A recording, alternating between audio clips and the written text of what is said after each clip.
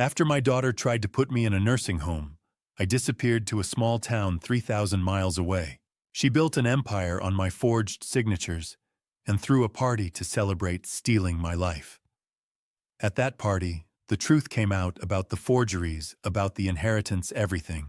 At 2:47 a.m., I received 42 missed calls from her. Hello everyone, welcome. Those 42 missed calls, just the beginning. Quick question. Honestly, if your family betrayed you like this, would you answer? Share your thoughts in the comments. Note, this is fictional storytelling, exploring real themes about family boundaries and consequences. Now let's explain how Gregory got here. The phone started vibrating at 2:47 a.m. I didn't reach for it. I simply opened my eyes in the darkness and watched the screen illuminate the ceiling in rhythmic pulses. Blue light. Darkness. Blue light. Darkness. 1. The name glowed, Melissa Mobile. I let it ring through to voicemail. 2 minutes later, it started again. 2. Outside my window, the Atlantic whispered against the rocky Maine coast. Inside my phone danced across the nightstand with increasing urgency. 3. 4. 5. I sat up slowly, the hardwood floor cold beneath my feet. I didn't turn on the lamp. Instead, I watched the phone perform its frantic ritual, counting each call with methodical precision. 6, 7, 8, 9, 10. There was a time when I would have answered on the first ring, when my daughter's voice, no matter the hour, would have sent me scrambling with my heart hammering. When Melissa Mobile meant emergency crisis need. When being her father meant being available. Always. 11, 12, 13. But that was 3 years ago. A different life. A different man. 14, 15, 16. I walked to the window and pulled back the curtain. The moon hung low over the water, painting silver across the waves. Camden slept peacefully around me, this small coastal town that had become my refuge. 17, 18, 19, 20. The vibrations came faster now, barely stopping before starting again. I imagined her in Seattle, in that house, my house, pacing, redialing, desperate. 21, 22, 23. Text messages started appearing. Dad, please, answer the phone. It's an emergency. Dad, I'm begging you. I stood at the window and counted. The discipline of numbers had always calmed me. In my old life, I had built a career on numbers. Revenue projections, growth percentages, return on investment. Now I counted phone calls from my only child. 24, 25, 26, 27. More texts. They're going to take everything. Please, Dad. I know you're awake. 28, 29, 30. I thought about the last real conversation. The one where I'd looked into my daughter's eyes and seen something I'd never seen before. The absence of my daughter looking back. 31, 32, 33. My phone's battery was dropping rapidly. Soon the sun would rise over the Atlantic, painting the sky in shades that still took my breath away every morning. 34, 35, 36. Another text. I'll lose the house. The house. Always the house.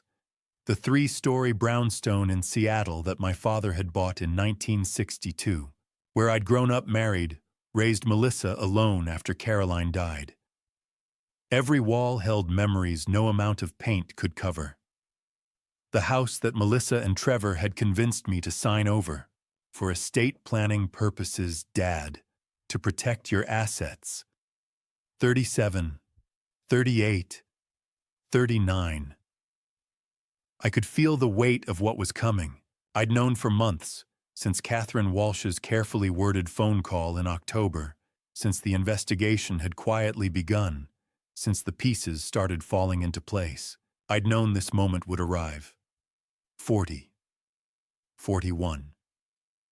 The vibration stopped. For 10 seconds, maybe 15, silence. I counted the seconds the same way I'd counted the calls. Then it started again. 42. This time I picked up the phone. Not to answer.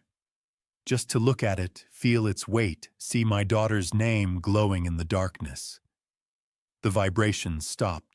I waited, but there was no 43rd call. Just a final text. Dad, I'm sorry for everything. Please help us. I don't know what else to do. 42 calls. The same number of years Melissa had lived, when she and Trevor had orchestrated my removal from my own life. When she'd sat across from me at that attorney's office and told me with Trevor's hand on her shoulder that it would be better for everyone if I went to Pinehurst Assisted Living. You're getting older, Dad. Let us take care of things now. I set the phone face down and returned to the window. The sky was lightening at the edges, that deep blue of pre-dawn giving way to something softer. Somewhere below, I heard the coffee maker gurgling to life. I knew what Melissa wanted.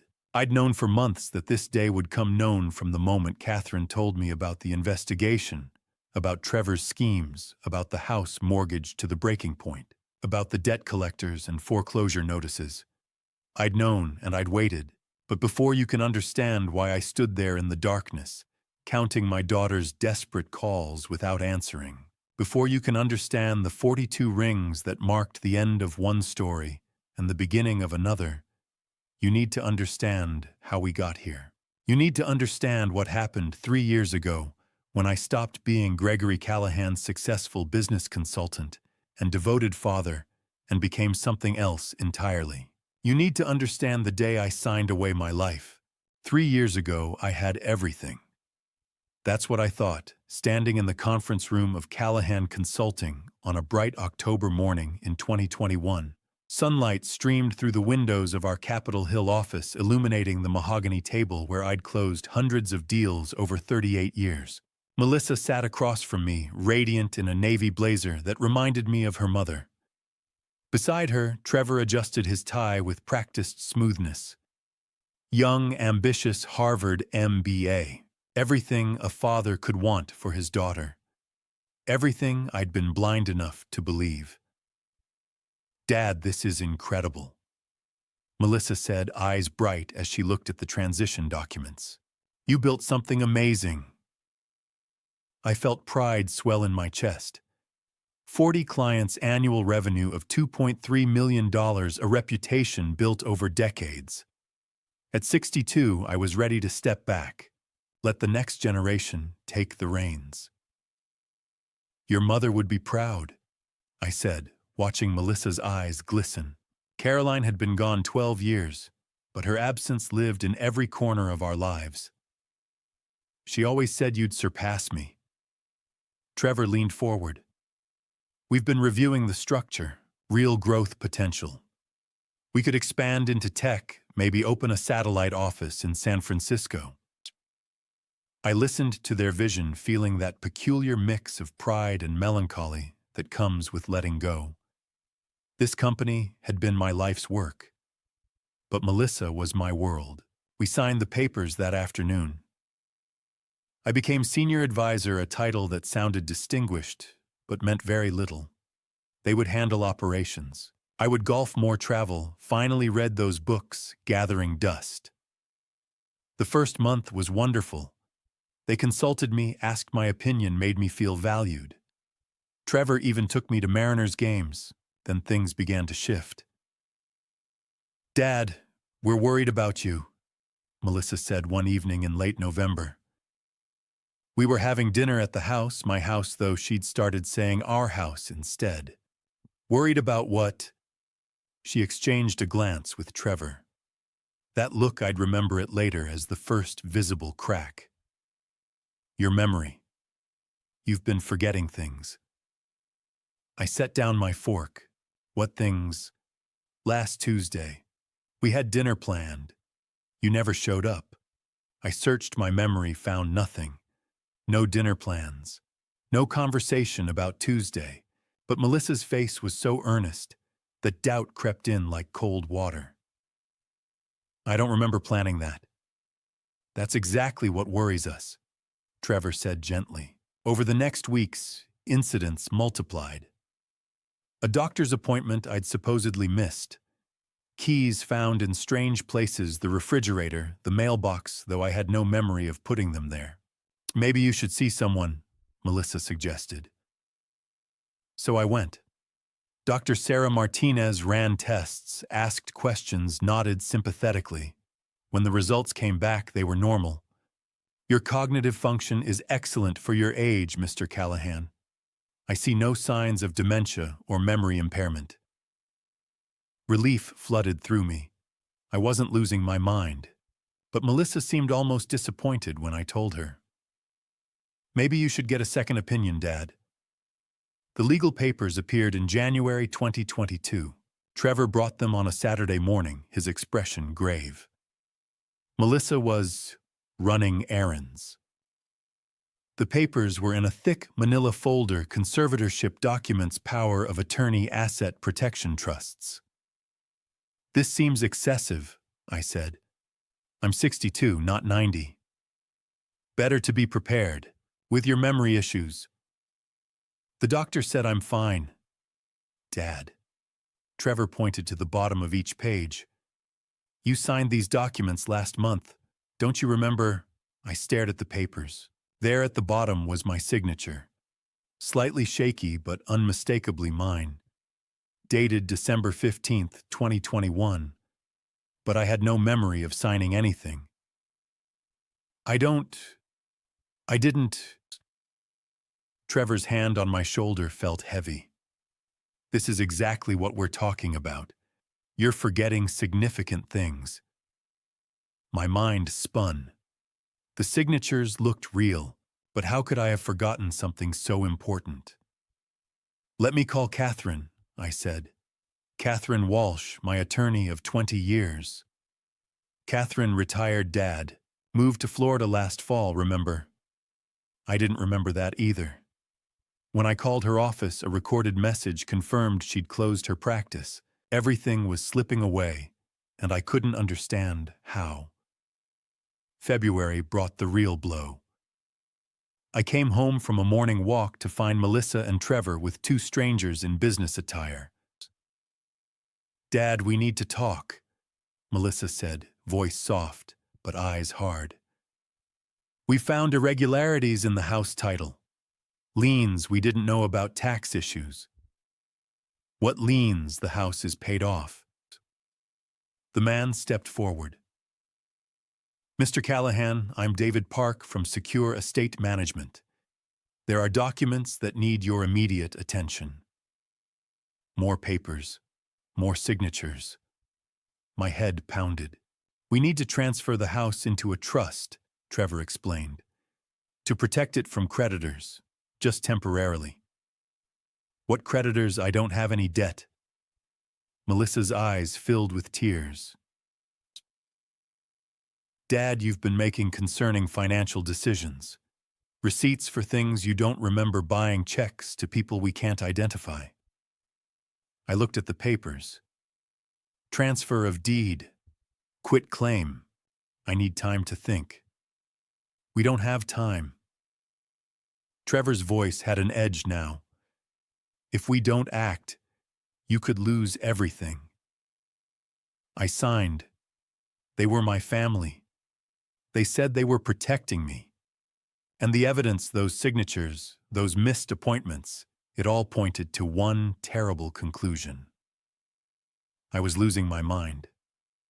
The worst came in March. Dad, we've found a wonderful place for you, Melissa said. We were in the kitchen, their kitchen now. Pinehurst Assisted Living. Beautiful, right on Lake Washington. I don't need assisted living. Dad. Trevor's hand landed on the table. You left the stove on yesterday. Burned a pot completely through. You could have burned down the house. I had no memory of that either.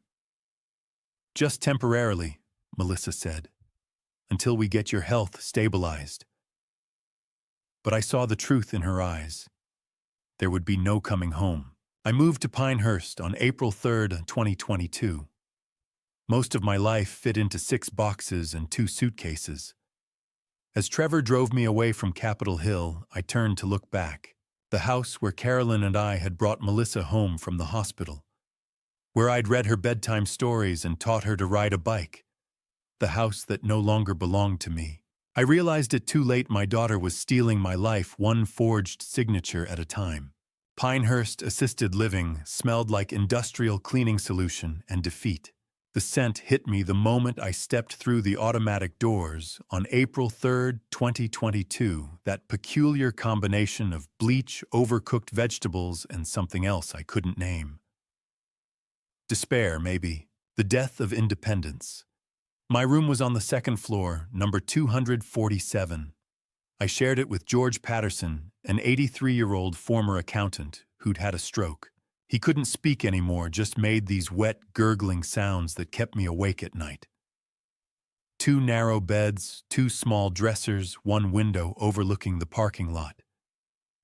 This was my life now. I unpacked my 6 boxes, slowly trying to make the small space feel like something other than a prison cell. Photos of Caroline and Melissa went on the dresser. My business awards stayed in the box, looking at them hurt too much. The books I'd planned to read sat stacked by my bed, though I couldn't focus enough to get past the first page. Depression settled over me like a heavy blanket. Melissa didn't visit. Not once in those first 6 weeks. She called twice, brief, uncomfortable conversations, where she asked how I was adjusting.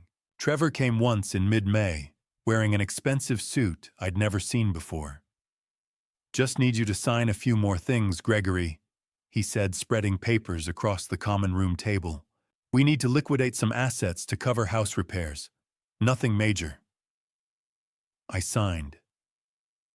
What choice did I have? I found out later he'd stolen $180,000 from my retirement fund that day. The days blurred together. Breakfast at 7, morning activities, bingo chair, yoga craft projects designed for people with dementia. Lunch at noon, afternoon nap, dinner at 5, lights out at 9. I was 62 years old, living like I was 90. George died on a Tuesday in late May. I woke that morning knowing something was wrong. His breathing had stopped, and the room was too quiet. Nurses rushed in after I pressed the call button. By breakfast, he was gone. That afternoon, they brought in a new roommate.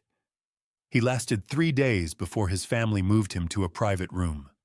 Then another man, then another.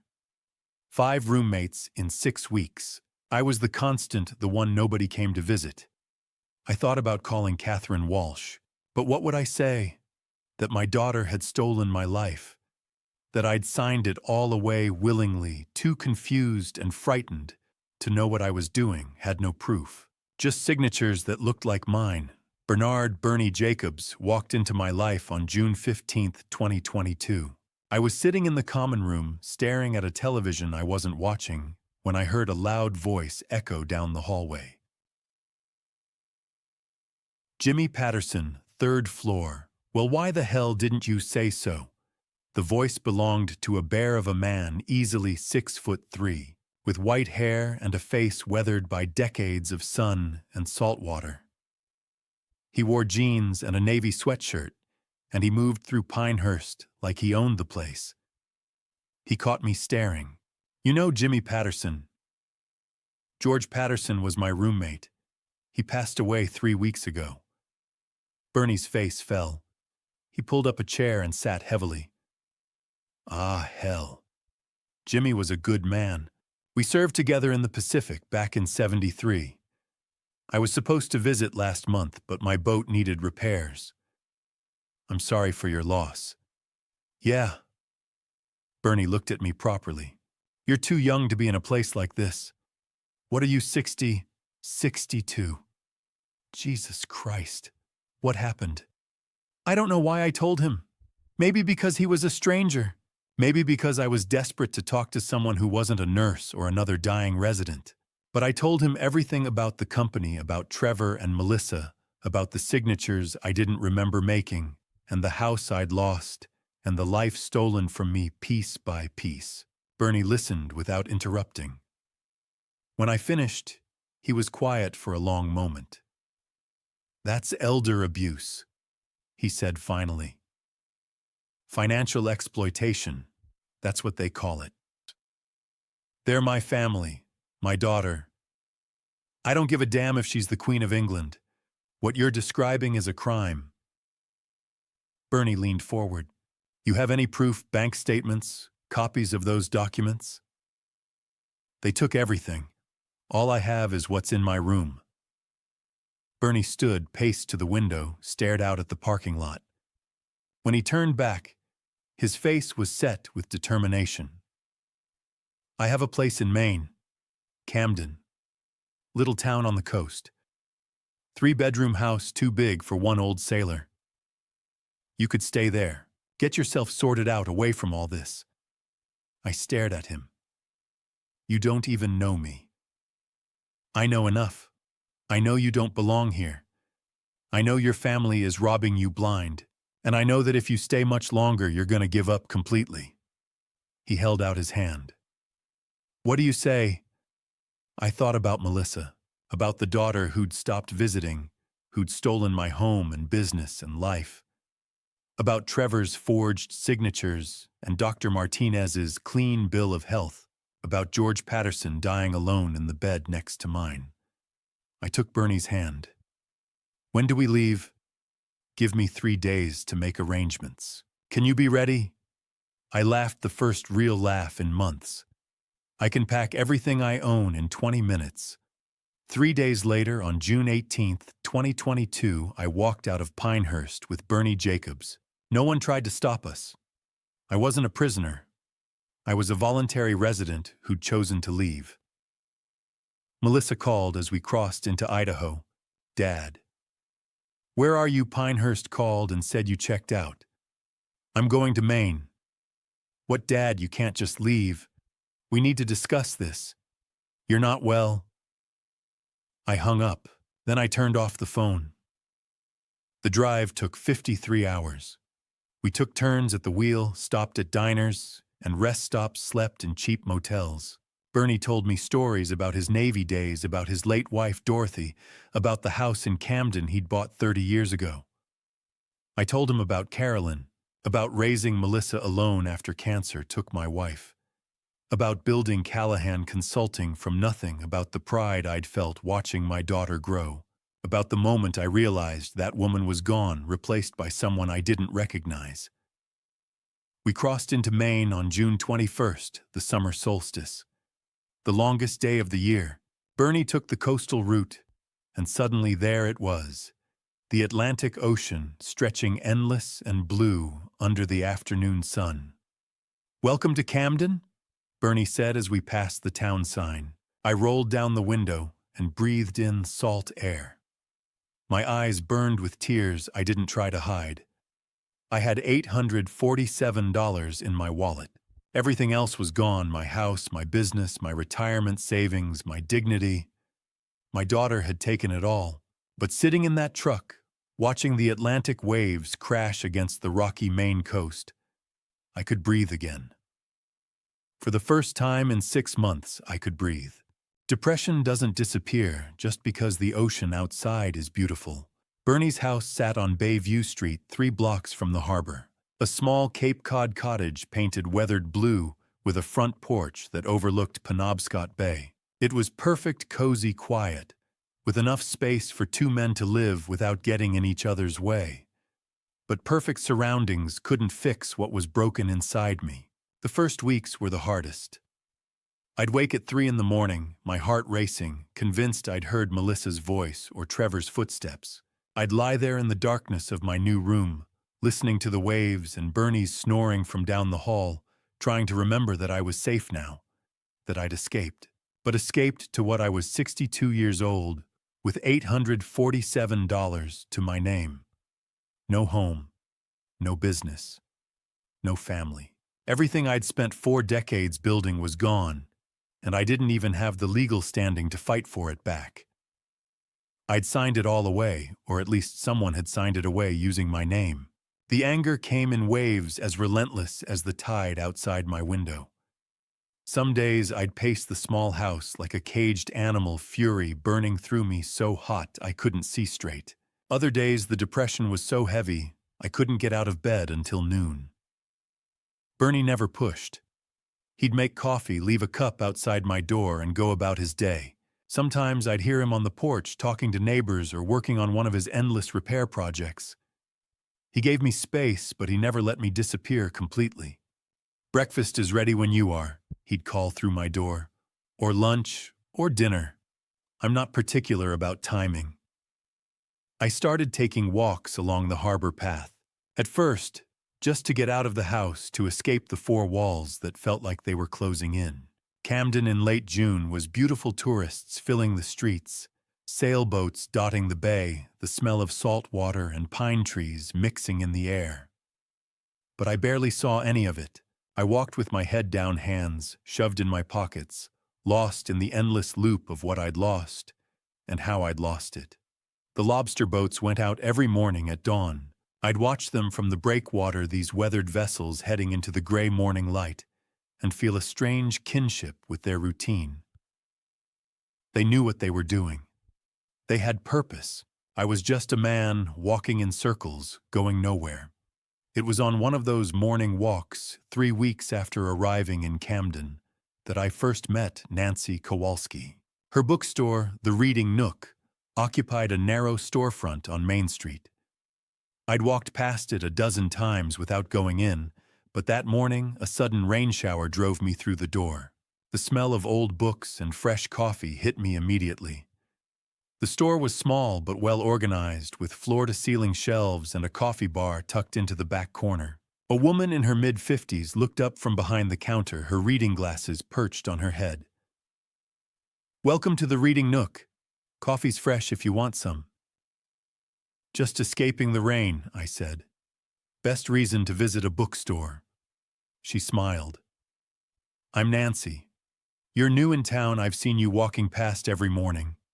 Small town life. Everyone noticed everything." "Gregory," I said, and found myself accepting the cup of coffee she offered. That became my routine. Every morning I'd walk to the Reading Nook, drink coffee, browse books I couldn't afford to buy. Nancy never seemed to mind. She'd chat about Camden, about the tourists, about her customers. Light conversation that didn't require me to explain why a man my age was living off a stranger's charity. Bernie noticed the change. "You seem a little less likely to punch a hole in my wall," he observed one evening over dinner. "Nancy's place doing you good." "It's just coffee." "Coffee's never just coffee in a small town," Bernie said, "especially when the person pouring it is as nosy as Nancy Kowalski." He was right. Nancy was slowly, carefully drawing my story out of me. Not all at once, just small pieces over weeks of morning conversations. Where I was from, how I'd ended up in Camden, what I'd done before.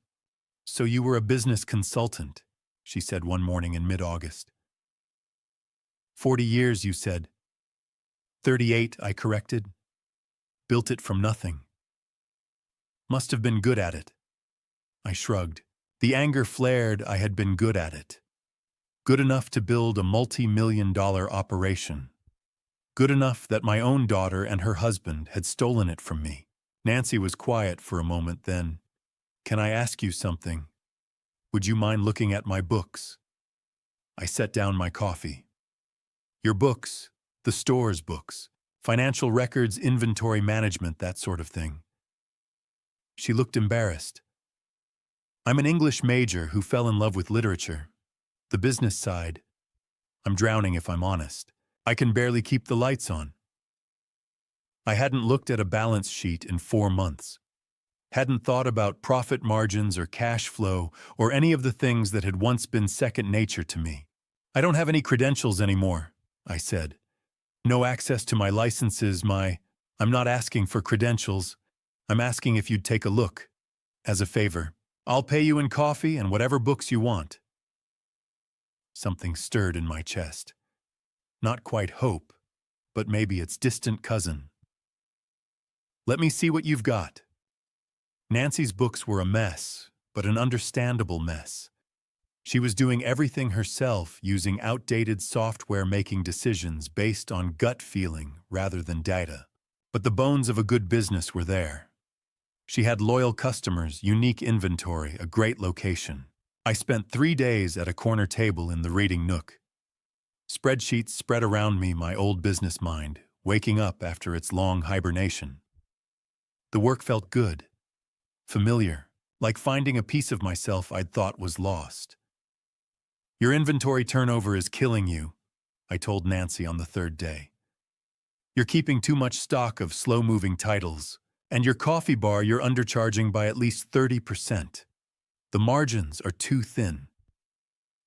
I showed her the numbers, explained the changes she needed to make, watched her face light up as she understood. Gregory, this is incredible. How much do I owe you?" "Nothing.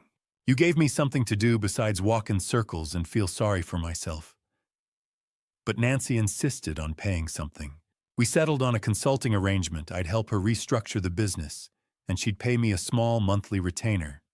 Enough for me to contribute to Bernie's household expenses. Enough to feel like less of a charity case. Word spread quickly in a town of 5,000 people. By September, I had 3 more clients: a local bakery, a fishing equipment shop, and a small tech startup run by a young couple who'd moved to Maine from Boston. The work was different from what I'd done at Callahan Consulting. Smaller scale, more hands-on, but it was real, and it was mine, and nobody could take it away from me. Bernie watched my transformation with quiet satisfaction. "Told you," he said one evening as we sat on the porch watching the sunset paint the bay in shades of orange and pink. "Oh, you weren't done yet." I thought about Seattle, about the life I'd lost. About Melissa and Trevor living in my house, running my company into the ground while I rebuilt myself from nothing in a town 3,000 miles away. The anger was still there, but it was changing, transforming into something else, something colder and more patient. "No," I agreed. "I'm not done yet." By October, word had spread throughout Camden. There was a business consultant who actually knew what he was doing. Someone who understood small-town economics, who didn't charge big city prices, who genuinely cared about helping local businesses survive. My phone, the cheap prepaid one I'd bought to replace the one I'd turned off in Idaho, started ringing with requests. A restaurant owner, a boat repair shop, a woman who wanted to open an art gallery but didn't know how to write a business plan. I was building something again. Not the empire I'd lost, but something smaller, more personal, something that was entirely my own. And for the first time since April, when I'd watched my life disappear into Trevor Sterling's forged signatures, I felt like Gregory Callahan again. I'd spent 40 years fixing broken businesses. Camden needed exactly that. By November 2022, my little consulting practice had grown beyond anything I'd imagined. What started with Nancy's bookstore had snowballed into something real, something that mattered. Emily Parker came to me in early October. She owned Harbor Light Bakery, a small shop 2 blocks from the water that had been struggling since the pandemic. Her pastries were incredible. I'd been buying her cinnamon rolls every Sunday, but her business model was killing her. "I'm 3 months behind on rent," she told me, sitting across from me at the reading nook, with spreadsheets that made my consultant's heart weep. "My landlord's being patient, but I can't keep asking for extensions." I spent a week analyzing her operation. The problems were clear. She was underpricing her products, overstaffing during slow periods, and her wholesale accounts were losing money on every transaction. "You're too generous," I told her. "You're running a charity, not a bakery." We restructured everything.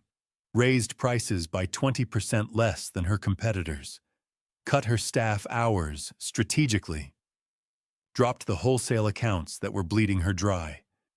Within 6 weeks, she was profitable for the first time in 18 months.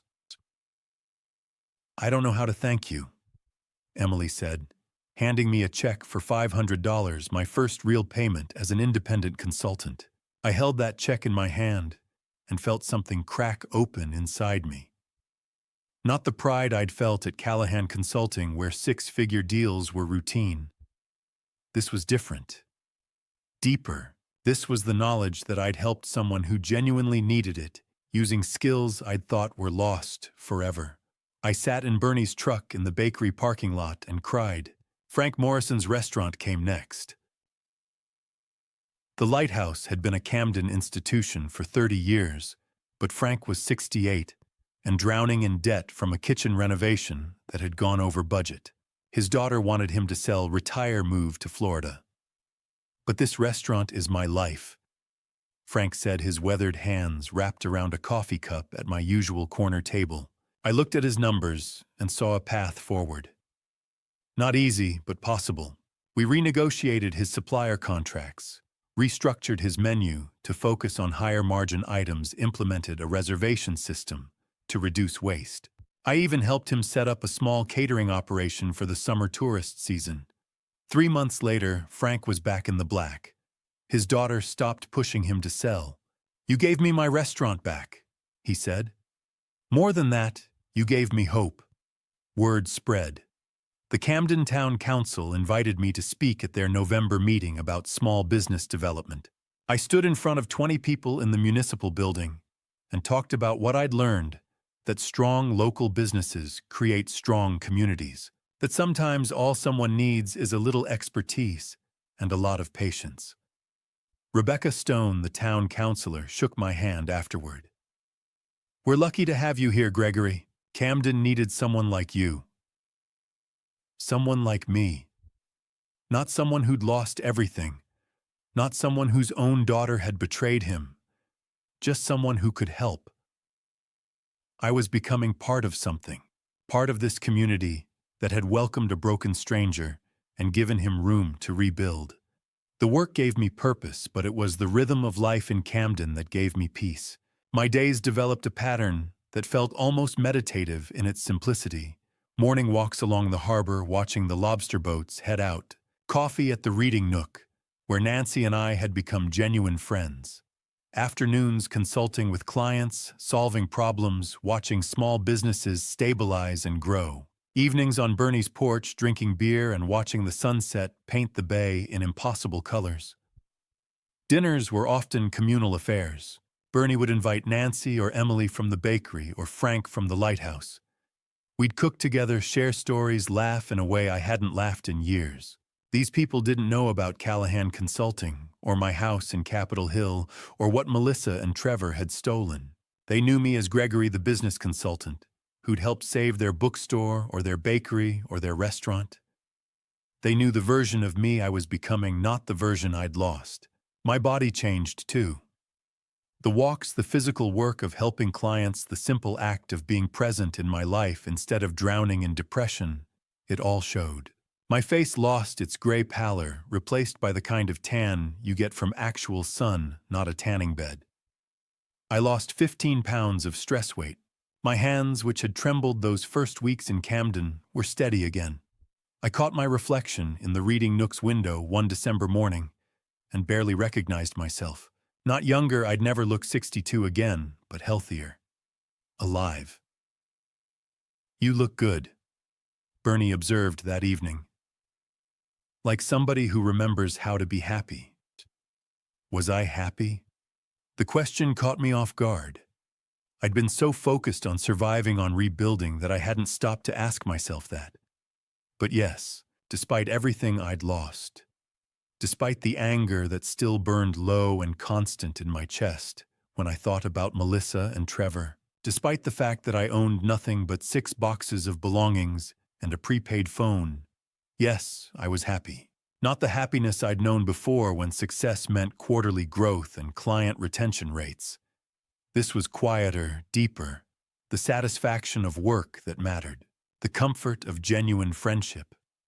The peace of falling asleep to ocean waves instead of worrying about what signature Trevor was forging this week.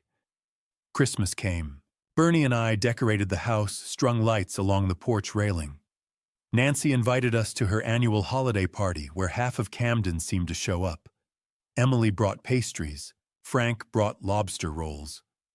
Rebecca Stone gave me a bottle of local whiskey and told me the town was officially considering me a resident now. "You've been here 6 months," she said. "That's the trial period. You pass." I'd been in Camden for 6 months. Half a year since Bernie had rescued me from Pinehurst. Half a year since I'd escaped the life Melissa and Trevor had trapped me in. I thought about Seattle occasionally, wondered what they were doing with my company, my house.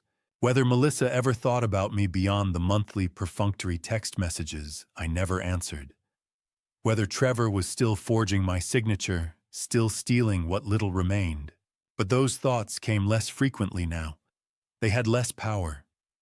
Seattle was 3,000 miles away and felt like another lifetime.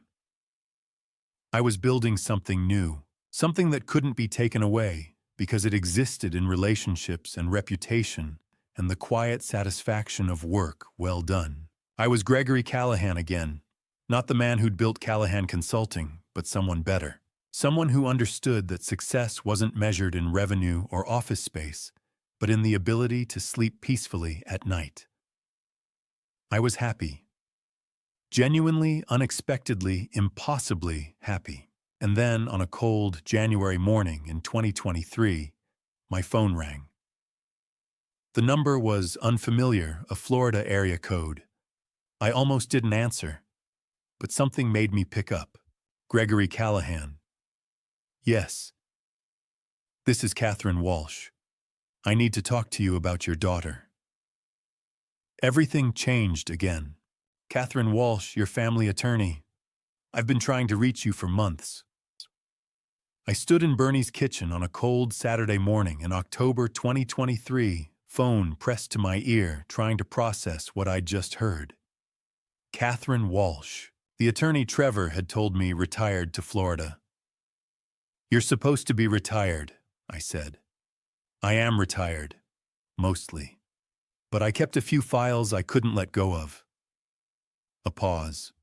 "Gregory, we need to talk about your father's estate. There's a trust you need to know about. My father had died in 2015, 8 years ago. I'd handled his estate myself, sold his condo, distributed his modest savings. There was no trust." "I don't understand. I can't discuss this over the phone. Can you meet me in Portland Tuesday at 2? Something in her voice made me say yes. Bernie drove me to Portland on Tuesday. Neither of us spoke much during the 2-hour drive. Catherine met me in the lobby, older than I remembered, her hair completely gray, but her eyes sharp as ever. "Gregory, you look well. Better than the last time I saw you."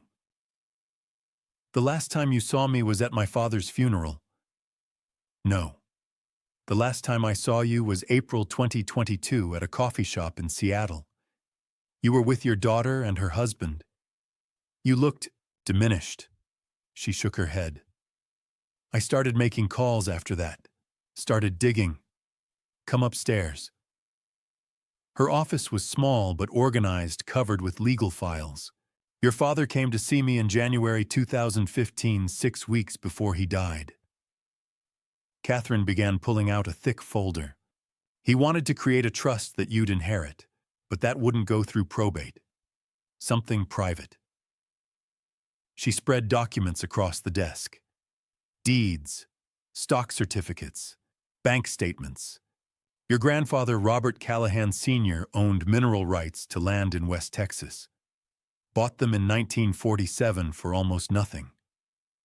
Oil was discovered there in 1963. I knew this story. My grandfather had told me about it, the lucky break that helped send my father to college. The royalty payments went into a trust," Catherine continued. "Your grandfather was smart. When he died in 1978, the trust passed to your father. The payments were modest at first, maybe $20,000 a year. Your father never touched them. Just let them accumulate, reinvested the income. She pushed a statement toward me. That's the current value of the Mineral Rights Trust. The oil company's been paying royalties for 45 years, with compound interest. This says $2, $7 million. That's just the mineral rights. Your father also had a stock portfolio, blue chip companies, decades of steady growth. Another document. Value $900,000. I couldn't breathe. There's also a life insurance policy held in trust. $200,000. Catherine's voice was gentle. Total estate value $3.8 million. The room tilted. I gripped the desk. Why didn't I know? When Dad died, I went through everything. Because he didn't want you to know. Not then. Catherine pulled out an envelope yellowed with age. He left you a letter. I was instructed to give it to you when the time was right. My hands shook as I opened it. My father's handwriting. Gregory. If you're reading this, Catherine has decided you need this money. I trust her judgment. I never told you about the mineral rights because I wanted you to build your own success. You did that. Callahan Consulting was all yours. I was proud, but I also knew that money changes things, changes relationships. I watched what happened when my brother inherited Grandpa's business, the fights the family torn apart. I didn't want that for you and Melissa. I wanted her to love you for who you are, not what you have. This money is yours. Not community property, not marital assets. Yours alone. Use it to be free. You were the only one who ever really cared about me, not what I could give you. Dad, I read it twice. My father had known. Even back in 2015, he'd known something about Melissa. Does Melissa know about this? Catherine asked. No. She thinks everything was distributed after Dad died. Good. This is entirely separate from any claims she might have. It's protected in trust structures. Even the conservatorship they tried couldn't touch this because they didn't know it existed. I stared at the documents. $3.8 million. Enough to fight back, to hire lawyers to reclaim everything Melissa and Trevor had stolen. Or enough to be free. What do you want to do? Catherine asked. I thought about Seattle, about the house on Capitol Hill, about Callahan Consulting, about Melissa and Trevor probably still forging signatures, still stealing what remained. Then I thought about Camden, about Bernie's house on Bayview Street, about the Reading Nook and Emily's Bakery, about the life I'd built from $847 and determination. I want to buy Bernie's house. He won't sell it to me, but I want to buy it. Catherine smiled. That's it. I want to set up a charitable foundation, elder abuse prevention and small business development. And your daughter, she'll never know about this. Let her think I'm still the broken old man she threw away. I don't want any of it back. We spent 3 hours structuring everything. I bought Bernie's house, he protested, then cried, then finally accepted. I set up the Callahan Foundation with $500,000 initial funding. The rest I invested conservatively, creating monthly income. I kept it quiet, paid cash through an LLC, kept driving Bernie's old truck, kept having coffee at the Reading Nook. Nothing in my daily life changed, except the knowledge that I was finally completely free. Financial independence didn't just mean having money. It meant having choices. It meant nobody could control me through forged signatures ever again. I drove back to Camden that evening, feeling lighter than I had in years. The anger I'd carried since April 2022 was still there, but transformed into something patient and quiet. I'd escaped Seattle with nothing. Now I had everything that mattered. Months passed. The Callahan Foundation started making grants. I helped 12 more businesses stabilize. Bernie and I celebrated Christmas in our house with Nancy and Emily and half of Camden. I was happy. Genuinely, deeply, impossibly happy. And then, on a February morning in 2025, my phone rang. Gregory, it's Douglas Merrick. I don't know if you remember me, we did business together back in Seattle. I remembered. Douglas had been a client, then a friend. Greg, you need to know what your daughter is doing. Douglas Merrick's voice was tight with controlled anger. I pressed the phone harder against my ear, my other hand gripping Bernie's kitchen counter. Tell me everything, I said. I'm in Seattle for a tech conference. Last night I had drinks with some old contacts and your daughter's name came up. Douglas paused. Greg, it's bad. Really bad. I waited, my heart hammering. Callahan Consulting is hemorrhaging money. Trevor's been making wild investments, crypto tech startups that went belly up. Word on the street is they're leveraged to the hilt. How bad? I did some digging. They've mortgaged your house. Second mortgage last year. Between that and Trevor's losses, they're looking at over $1 million in debt. I closed my eyes. My house. The house my father bought in 1962. Where Caroline died.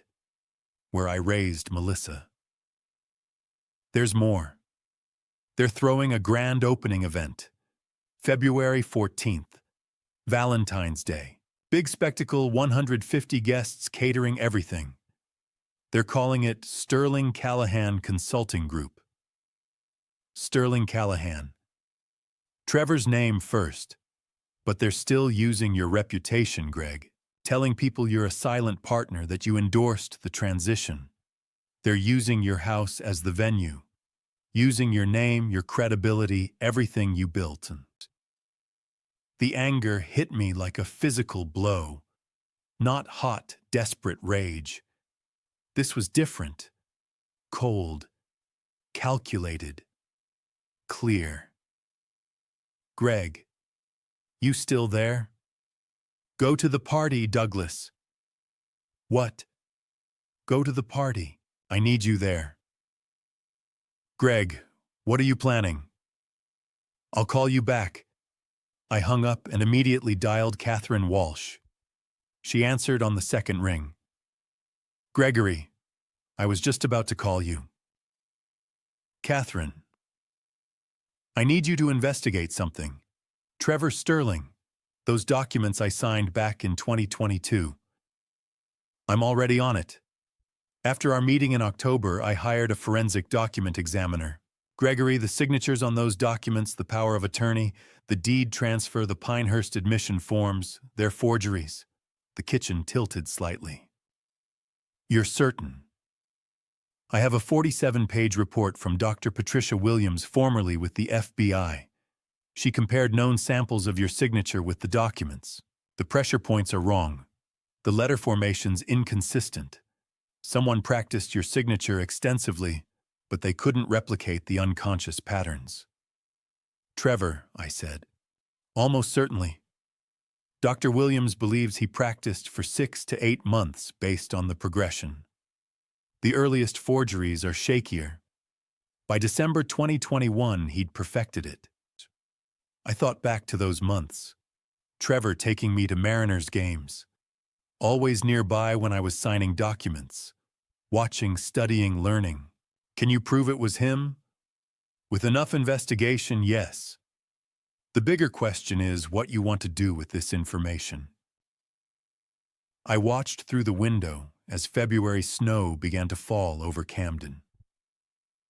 I want to file charges, but not yet. Not until February 14th. Their grand opening event. Douglas Merrick will be there. Catherine, I need you to do something for me. Over the next hour, we built the plan. Catherine would complete the investigation, compile every piece of evidence, the forensic analysis, the bank records, showing the $180,000 theft, the mortgage documents. She'd coordinate with the FBI's Financial Crimes Division. "There's a federal investigation already," I asked. "Small potatoes compared to your case, but yes. Trevor's been involved in questionable crypto transactions. Wire fraud, possible money laundering. The FBI's been building a case, but they didn't have enough for charges. Your forgeries change everything. This is identity theft, elder abuse, potentially RICO charges, if Melissa was knowingly involved." "She was," I said, remembering her face across from me at that attorney's office. "Then we have a case. But Gregory, if we do this publicly at their event, it won't just be justice. It'll be humiliation. In front of 150 people. Is that what you want?" I thought about my father's letter, about the $3.8 million he'd hidden, about his hope that Melissa loved me for who I was. He'd been wrong. She'd never loved me at all. I don't want revenge. I want justice. I want every person in that room to know what they did. I want the business community they've been lying to, using my name, my reputation, to know the truth. Then we'll make it happen. Catherine outlined the logistics. She'd have FBI agents ready, discreet, standing by. Douglas would attend the party, and at the right moment mention my name casually. "By the way, I spoke with Greg Callahan recently. Did you know he's doing consulting work in Maine?" That would be the spark. Melissa and Trevor had been telling everyone I was incapacitated.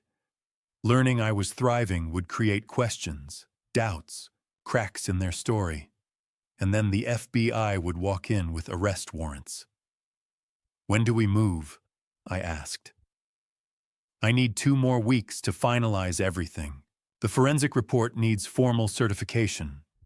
The FBI needs to complete their parallel investigation. But we can have everything ready by February 14th. Valentine's Day, the day everything would fall apart. Once this goes public, once the arrests happen, it's going to be news," Catherine said. "Are you prepared for that?" I looked around Bernie's kitchen, at the photos on the fridge, me with Nancy, with Emily, with Bernie at last summer's Harbor Festival.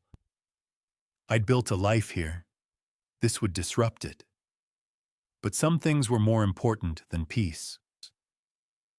"I'm prepared. It's time people knew what elder abuse looks like. Sometimes it's your own daughter forging your signature while she smiles at you." After we hung up, I sat at the kitchen table watching the snowfall. Bernie came home an hour later.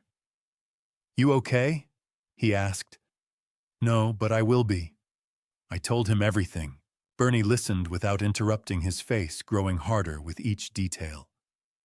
"They forged your signature for months, while pretending to care for you." "Yes." Bernie was quiet. Then, "I'm coming with you to Seattle." "Bernie, you don't have to." "The hell I don't. You're my family now. And I want to see the look on their faces when it all comes crashing down." I felt something tight in my chest loosen. "Thank you." While I prepared for justice, Melissa was preparing for a party that would destroy itself. February 14th was 2 weeks away. I called Douglas back. "I'm going to need you to do exactly what I say. Can you do that?" "Greg, whatever you need." "Good. Here's the plan." Douglas texted me at 7:02 p.m. "Party's started. It's spectacular. And it's pathetic." I sat in Bernie's living room in Camden, 3,000 miles away, phone in hand. Bernie was beside me on the couch, glancing up every few minutes to check my face. "How's it going?" he asked. I showed him the text. "Spectacular and pathetic," Bernie repeated. "That about sums it up." My phone buzzed again. Another message from Douglas. "You wouldn't recognize your house. They've completely renovated. Looks like a corporate headquarters now. My house. 1247 East Prospect Street, Capitol Hill." The three-story brownstone my father had bought in 1962 for $28,000, where every major moment of my life had happened. Now it was the headquarters of Sterling Callahan Consulting Group. Another text, sending photos. The images loaded slowly. The first showed the exterior my house transformed. The brick sandblasted clean. New windows. A professional sign, Sterling Callahan Consulting Group, founded 1985. They were using the year I'd started Callahan Consulting, claiming continuity, claiming legitimacy. The next photo showed the interior. My living room. Caroline's living room, where we'd hosted Melissa's birthday parties and Sunday mornings, was now a reception area. Modern furniture, glass tables, abstract art on the walls. Jesus, Bernie muttered, looking over my shoulder. Another photo, the dining room converted into conference space. My father's mahogany table gone, replaced by something sleek and contemporary. The chandelier Carolyn had picked out in 1994 replaced by track lighting. They'd erased every trace of the family that had lived there. Douglas's next text, about 150 people here. Seattle business elite. Some investors I recognize. A few journalists. Melissa's working the room like a pro. I could picture it. Melissa in a designer dress, probably something expensive. Her smile bright and practiced. Playing the role of successful businesswoman, beloved daughter, carrying on her father's legacy. All built on forged signatures and stolen money. My phone rang. Douglas calling now. Greg, I'm in the bathroom. Only place I can talk privately. You need to hear this. Go ahead. The guest list is impressive. Tech investors, venture capitalists, representatives from two major Seattle law firms. Melissa and Trevor are presenting themselves as the next generation. Traditional wisdom meets modern innovation. Are people buying it? Honestly, yes. They're good, Greg. Really good. Melissa gives this speech about honoring your legacy, about how you built something incredible and trusted them to carry it forward. She's got this whole story about you retiring to focus on your health. The anger was cold and steady in my chest. What about Trevor? He's the numbers guy, talking about expansion plans, new markets, technology integration. Very polished, very convincing. If I didn't know what they'd done, I'd be impressed. What's the atmosphere like? Celebratory. Champagne flowing freely, Veuve Clicquot, knowing Trevor's taste. There's a photographer, Allison Kim, documenting everything. They're treating this like a major milestone. I closed my eyes. In their minds, maybe it was. Trevor seems nervous, though. I've been watching him. Keeps checking his phone, stepping away from conversations. His smile doesn't reach his eyes. The debt, I said. Probably. Word in the business community is they're overextended. Some people here are whispering about it, wondering why they're throwing such an expensive party when they're supposedly struggling. How's Melissa handling it? She's better at hiding it, but I can see the tension. The way she grips her champagne glass too tight. The forced quality to her laugh. She's performing. Another buzz, a text from Catherine Walsh. FBI agents in position. 2 plainclothes officers outside. Seattle PD coordinating. Arrest warrants ready. Just say when. Douglas, tell me about the house. What else have they changed? Everything, Greg. The whole first floor is corporate space. Your study is gone. It's a strategy room now. I haven't been upstairs, but from what I can see, they've stripped away anything personal. It's like your family never lived here. Caroline's reading nook. The spot where Melissa took her first steps. The kitchen where I'd made breakfast every Sunday. All erased, replaced by sterile corporate aesthetics. there's something else. I overheard Trevor on the phone earlier. Someone was calling about money, sounded like a loan shark. Trevor was saying he needed more time, that the business was about to take off, that he had investors interested. All lies. All lies. Greg, this whole thing is a house of cards. They're throwing this party to convince people they're successful, to drum up business and attract investors who'll bail them out. It's desperate. My phone buzzed. Another photo from Douglas. This one showed Melissa at the center of a group holding champagne mid-laugh. She looked radiant, successful, happy. She looked like someone who'd gotten away with it. The speeches are starting. Melissa's about to address the crowd. Let me switch to text. For the next 20 minutes, Douglas sent real-time updates. 7:34 p.m. Melissa's speaking. My father built something extraordinary. He taught me that business isn't just about profit. It's about relationships, trust, integrity. The irony is stunning. 7:41 p.m. Now Trevor, talking about modernizing Gregory's vision and expanding into new markets. People are eating it up. 7:52 p.m. Toast to the Callahan legacy. Everyone's drinking. Everyone's buying it. They have no idea they're celebrating a fraud. I sat there in Camden watching my daughter lie to 150 people in my house using my name, claiming my legacy. Bernie put his hand on my shoulder. You okay? No, but I will be. At 8:15 p.m. Douglas texted, parties hitting its peak. People mingling, networking. This is the moment they've been building toward. I texted back, give it another 30 minutes. Let them enjoy it. Then we move. Catherine Walsh sent another message. FBI confirms ready. Agents have visual on Trevor Sterling. Arrest warrant in hand. Waiting for your signal. I looked at the clock. 8:16 p.m. in Camden. 5:16 p.m. in Seattle. Bernie, in about 30 minutes, everything's going to change. Good, Bernie said. It's about damn time. At 8:45 p.m. I texted Douglas, are you ready? His response was immediate. Been ready, just tell me when.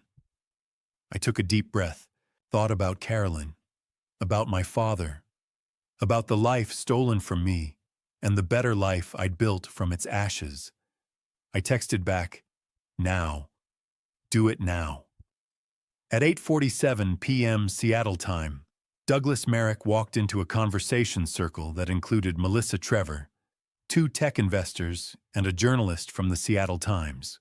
Douglas Merrick was a master of perfectly timed bombs. According to the texts he sent me afterward, it started small, just a casual comment in a conversation circle that included Melissa Trevor, 2 tech investors, and Rebecca Hart from the Seattle Times. By the way, I spoke with Greg Callahan last week. Did you know he's doing consulting work in Maine? Very successful from what I hear.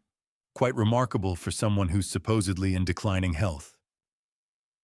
The silence that followed was, Douglas told me later, exquisite. Melissa's champagne glass stopped halfway to her lips. Trevor's smile froze. The tech investors exchanged confused glances. Rebecca Hart, journalist instincts activated, pulled out her phone. I'm sorry, what Gregory Callahan is actively working. Oh, absolutely, Douglas continued. We had a lovely conversation. He's living in Camden, Maine, consulting for small businesses, sharp as ever. But William Bradford, a tech investor, looked between Douglas and Trevor. We were told Gregory was incapacitated, that he'd had to step back due to health issues. Incapacitated. Douglas let surprise color his voice. Who told you that? Trevor stepped forward, his hand reaching out. Douglas, perhaps we should... But Douglas wasn't finished. He raised his voice slightly, ensuring others nearby could hear. In fact, Greg was telling me about his inheritance. Didn't you know about the Texas oil rights? Quite substantial from what I understand. The words hung in the air like a grenade with the pin pulled. Texas oil rights. Margaret Brown, a venture capitalist, turned sharply. Gregory has oil rights. From his grandfather. Mineral rights in West Texas. Been paying royalties for decades, worth several $1,000,000, I believe. He was quite pleased to finally access them. I could picture the scene from 3,000 miles away. Conversations dying as people turned to listen. Melissa's face going pale beneath her makeup. William Bradford took a step toward Trevor. Sterling, you told us Callahan had nothing left. You said he was incompetent, that the business transfer was necessary. That's not... Trevor stammered. You said he'd lost everything in bad investments. Margaret Brown added, her voice sharp. You said the family had to step in because he was making irrational decisions.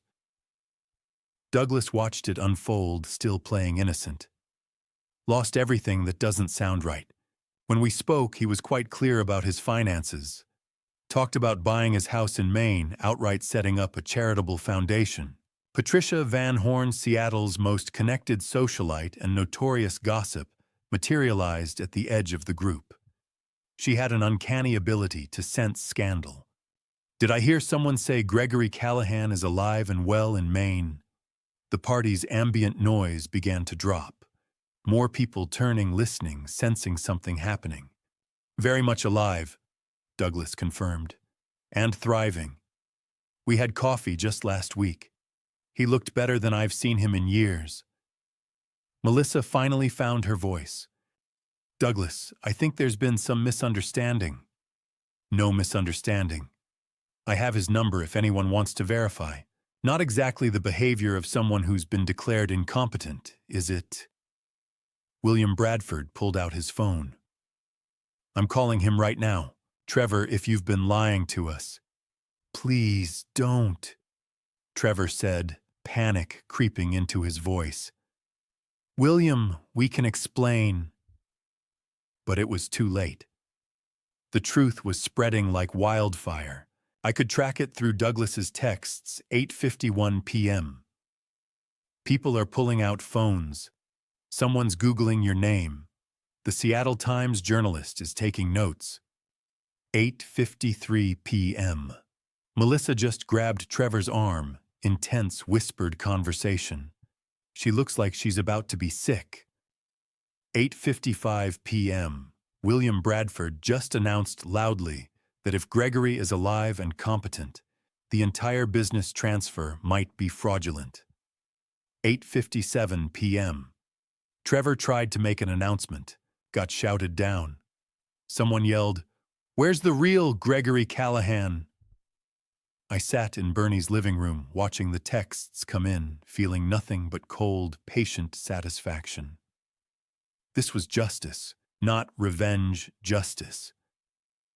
The truth, finally, after 3 years of lies. At 9:00 p.m. Douglas called me. Greg, you need to hear this. I'm recording.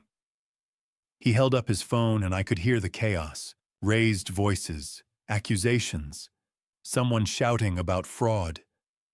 And through it all, Melissa's voice, high and desperate. He's my father. We were protecting him. He was confused. Then why didn't you mention the oil rights?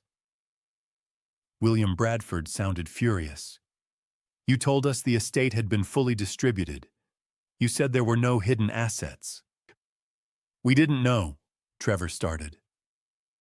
Bullshit. You managed his entire estate and didn't know about millions in mineral rights.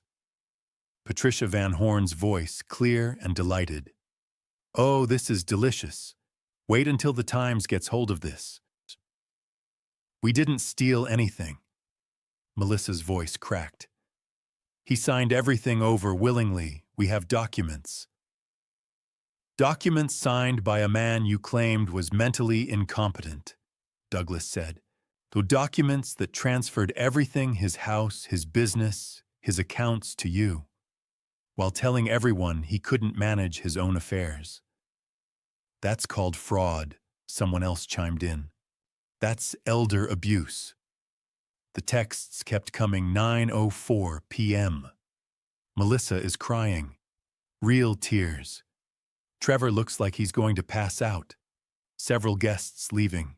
9:06 p.m. Rebecca Hart from The Times just cornered Melissa, asked her directly if you consented. Melissa couldn't answer, just kept saying, "It's complicated." 9:08 p.m. Someone asked about the house, how they could use it as headquarters if you're alive and competent. 9:10 p.m. William Bradford just announced he's pulling his investment. 3 other investors immediately followed. The party was imploding. The carefully constructed facade of Sterling Callahan Consulting Group was crumbling in real time in front of 150 witnesses, with a Seattle Times journalist taking notes. Everything they'd built on my stolen life was falling apart. "Greg," Douglas said into the phone. "Trevor just got a phone call. Whoever it was, his face went white. He's pulling Melissa toward the door." "The loan sharks," I said. "Bad publicity like this, they'll want their money immediately." I sat there in Camden, 3,000 miles away, watching justice unfold through texts and phone calls. Bernie sat beside me, silent and steady, and then at 9:15 Pacific Standard Time, the doorbell rang. "Are you still with me? Drop a comment below sharing what you think Gregory should do with this unexpected fortune. I'd love to hear your thoughts. Before we continue, I want to mention that some elements of this story have been dramatized for storytelling purposes. If you'd rather not proceed, feel free to pause here. Marcus Hill was just doing his job. He had no idea he was about to end a marriage. Douglas texted me at 9:16 p.m. Process server just walked in. This is about to get very ugly. Marcus Hill was a professional process server, mid-30s, carrying a leather folder, expression neutral. He'd served thousands of documents. To him, this was just another job. He walked through the crowd until he stood directly in front of Trevor Sterling. Trevor Sterling. Trevor turned, his face still pale from Douglas's revelations. "Yes. You've been served." Marcus handed him the folder, then walked out. Simple, professional, efficient. Trevor opened the folder with shaking hands. His face went from pale to gray. Melissa pushed through the crowd. "What is that, Trevor? What is that?" He didn't answer, just stared at the documents.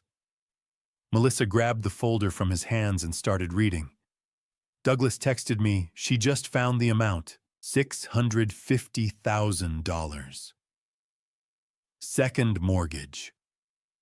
Her voice cut through the crowd like a knife. "What second mortgage?" She kept reading, flipping pages frantically. "You mortgaged my father's house. You took out a $650,000 mortgage on my father's house." "Melissa, I can explain. We're in foreclosure." Melissa screamed. 30 days. We have 30 days before they take the house." William Bradford's voice cut through. "Sterling, whose signature is on those mortgage documents." The question hung in the air. Trevor didn't answer. Melissa looked down at the papers, flipped to the signature page. Her face went white. "This is my father's signature," she whispered. Then louder, "Trevor, what did you do?"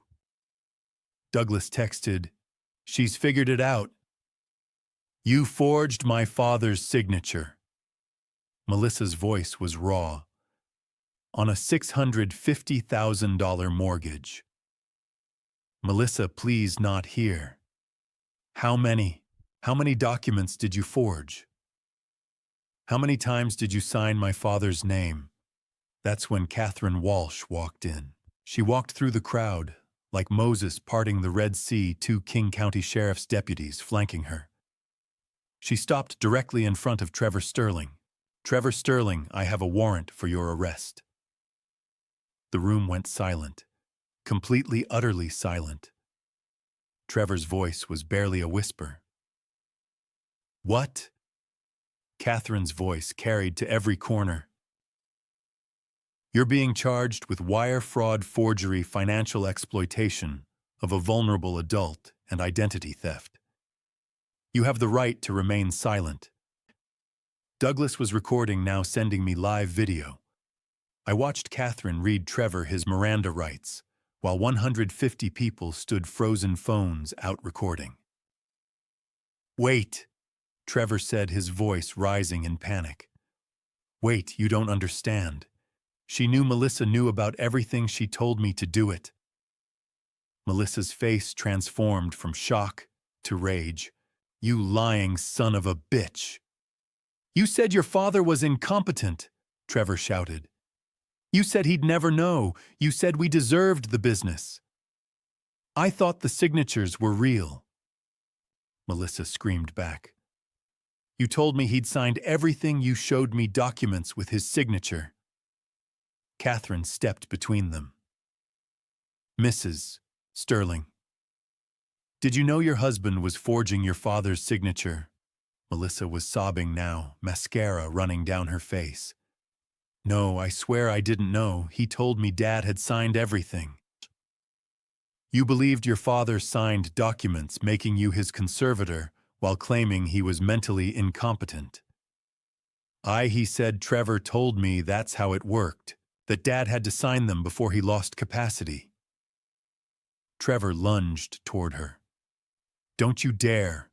You knew exactly what was happening. You wanted the business. You wanted the house." One of the deputies grabbed Trevor's arm. The other moved forward with handcuffs. "No, please," Trevor said, his voice breaking. "Please, I have information. I can help you." The metallic click of handcuffs echoed through the silent room. Douglas's video showed Trevor's face the moment he realized it was over. "Melissa," Trevor called out as the deputies started leading him toward the door. Tell them you knew." But Melissa just stood there, the foreclosure notice clutched in her hands, tears streaming down her face. Catherine turned to the crowd. "Ladies and gentlemen, I apologize for the disruption. This is an ongoing federal investigation. If anyone has relevant information, please contact the FBI's Seattle field office." She handed out business cards to several people, including William Bradford and Rebecca Hart. The deputies led Trevor toward the door. The crowd parted, phones out, recording his perp walk through the house. Through my father's house. Douglas's camera followed them. I watched Trevor's face, red, tear-stained, destroyed, as he was led out. The door closed behind them. For a moment, nobody moved. Then people started talking all at once. Whispering, shouting, pulling out phones. William Bradford walked up to Melissa, his face hard. "Consider our investment withdrawn, and I'll be consulting with my attorneys." Margaret Brown followed. "Same here. You're going to be hearing from our legal team." One by one, the investors and business partners who'd come to celebrate walked past Melissa, their faces ranging from anger to disgust to pity. Rebecca Hart from the Seattle Times approached. "Mrs. Sterling, would you like to make a statement?" Melissa just shook her head, clutching the foreclosure notice. The caterers started packing up. Guests filed out. Some threw sympathetic glances at Melissa. Most didn't look at her at all. Douglas sent me a final video at 10:47 p.m. It showed Melissa sitting alone on the staircase of my father's house, surrounded by the wreckage of everything she'd built on lies. The caterers worked around her, packing up untouched food, collecting dirty glasses, whispering. The party was over. Patricia Van Horn was the last guest to leave. As she passed Melissa on the stairs, she paused. You know, dear, your father was always such a good man. What a shame you didn't inherit that quality along with his business. The door closed behind her. By 11 p.m., Melissa sat alone in the empty house, surrounded by the ruins of everything she'd built on stolen foundations. Douglas called me one last time. Greg, it's over. Do you want me to? Should I talk to her? I thought about my daughter sitting in my father's house, her marriage destroyed, her business collapsed, her reputation in ruins. I thought about the 42 calls she'd made to me just hours ago.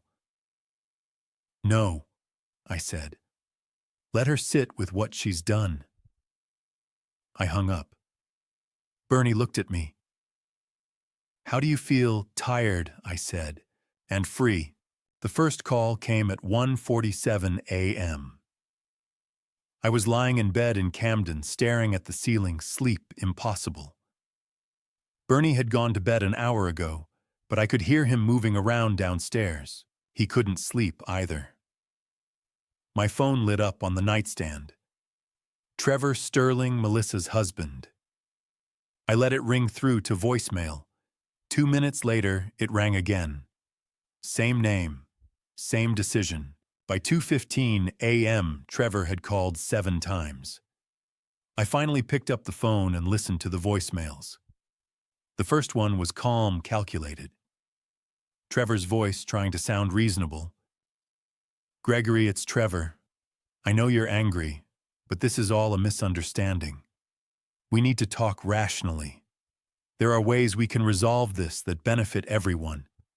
Call me back. The second voicemail 10 minutes later had an edge to it. Gregory, I know about the Texas money, the oil rights. We can work something out. You drop the charges, we negotiate a settlement. Everyone walks away. By the fifth voicemail, the mask was slipping. You're going to destroy your own daughter. Melissa's going to prison because of you. Because you're too proud to admit that you signed those documents and just don't remember. Is that what you want? The seventh voicemail was pure rage. If you don't drop these charges, I'll tell them everything. I'll tell them Melissa planned it all. I'll tell them she knew exactly what I was doing. She'll go down too. Is that what you want? The eighth. Pick up the phone, goddammit. I sat there in the darkness, listening to Trevor Sterling's voice deteriorate from manipulation to threats to incoherent fury. Each voicemail was evidence of a man who'd finally realized he couldn't lie his way out. I deleted them all without responding. At 2:47 a.m., exactly 12 hours after the first call that had started this entire day, my phone rang again. Melissa Mobile. I stared at the screen. Watched it ring. Watched it go to voicemail. It rang again immediately. And again. And again. By 3 a.m., Melissa had called 9 times. I listened to the first voicemail. Her voice was nothing like Trevor's. No calculation. No threats. Just broken. Dad, please pick up. I know you're awake. I know you're listening. Please, I need to talk to you. Please. The second voicemail was worse. Dad, I didn't know. I swear I didn't know about the forged signatures. Trevor showed me documents. He showed me your signature. He told me you'd signed everything. I believed him. I'm so stupid. She was crying, deep racking sobs that made her words almost unintelligible. The third voicemail. I should have visited you at Pinehurst. I should have come to see you. Trevor kept saying you were too confused, that it would upset you. And I believed him because it was easier than admitting I'd put my own father in a home. I was a coward. Fourth voicemail. Her voice hoarse now. Do you remember when I was 8 and I broke Mom's favorite vase? I was so scared to tell you. But you just hugged me and said accidents happen, and we'd fix it together. Can we fix this, Dad? Can we? Fifth voicemail. The house is in foreclosure. Trevor mortgaged it without telling me. $650,000. I don't even know what he did with the money. Crypto, he said. Investments that were going to make us millions. All gone. Your house. Dad's house.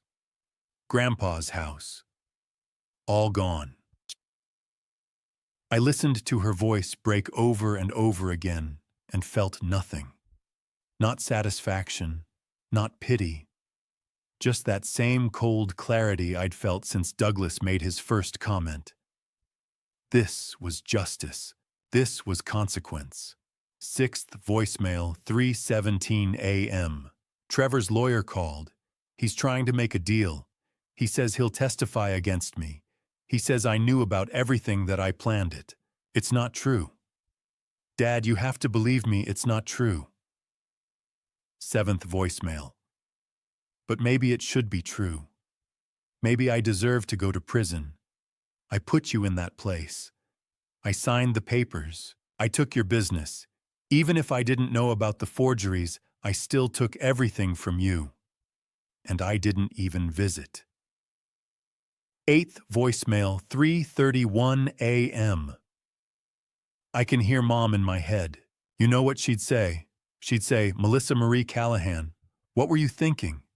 She'd be so ashamed of me. The ninth voicemail was just crying. No words, just my daughter sobbing into the phone for 45 seconds. I sat there in the darkness, phone in my hand, and thought about Caroline, about what she would say, about what she would want me to do. The phone rang again.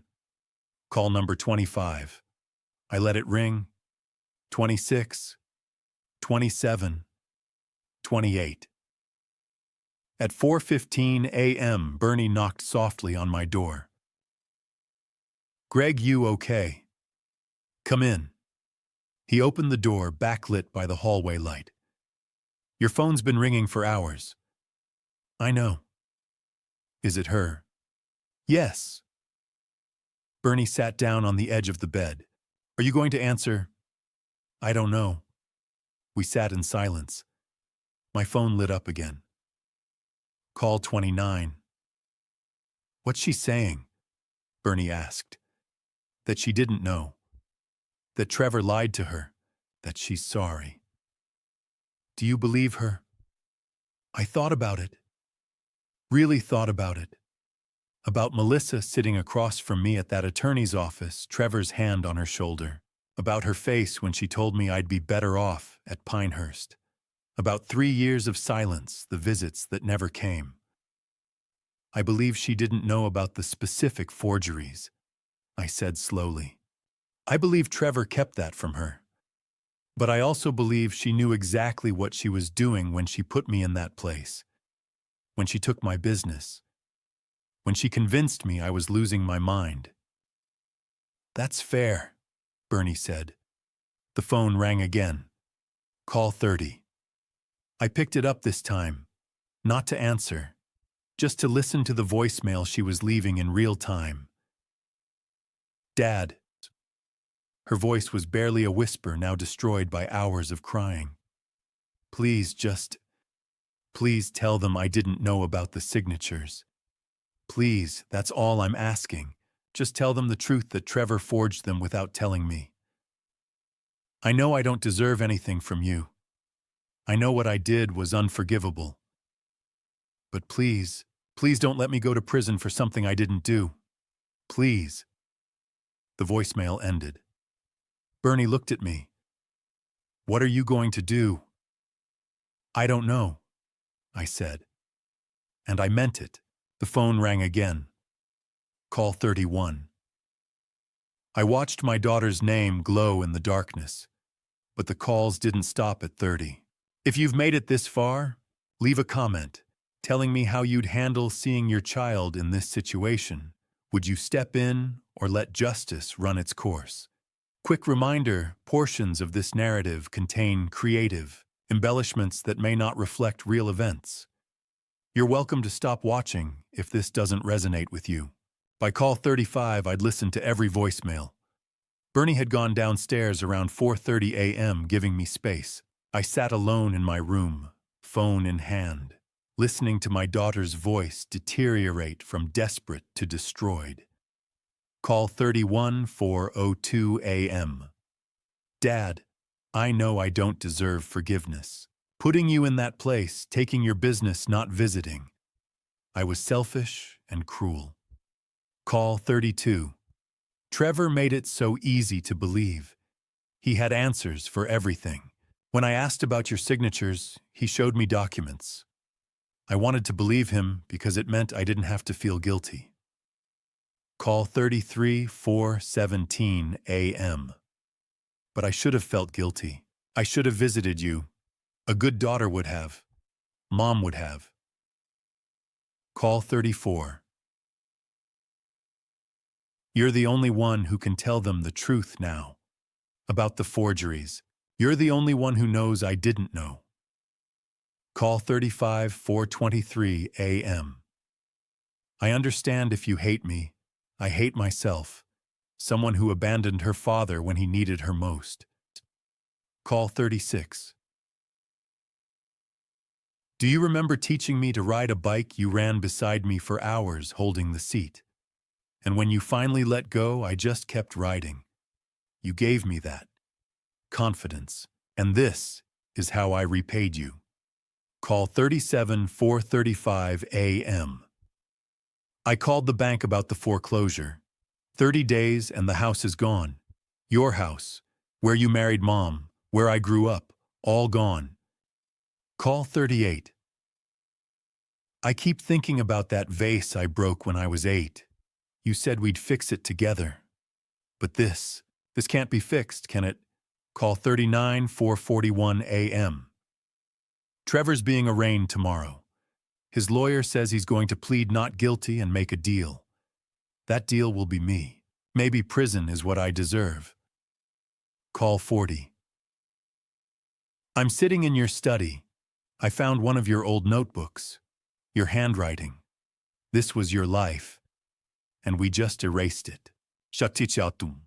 Call 41, 4:45 a.m.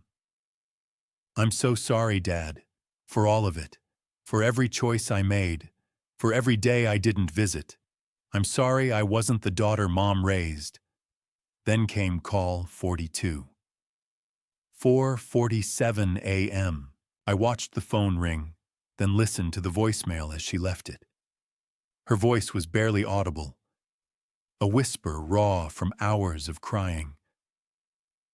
Dad, I'm not asking you to save me. I'm not asking you to drop the charges or give me money. I just need you to tell them one thing. Tell them I didn't know about Trevor's forgeries. Tell them the truth that he showed me documents with your signature, and I believed they were real. That's all. Because if I'm going to prison, I need it to be for what I actually did, not for crimes I didn't know were happening. A long pause. I could hear her breathing, shaking. I'm sorry, Dad. I love you. I never stopped loving you. I just stopped showing it, and that's worse, isn't it?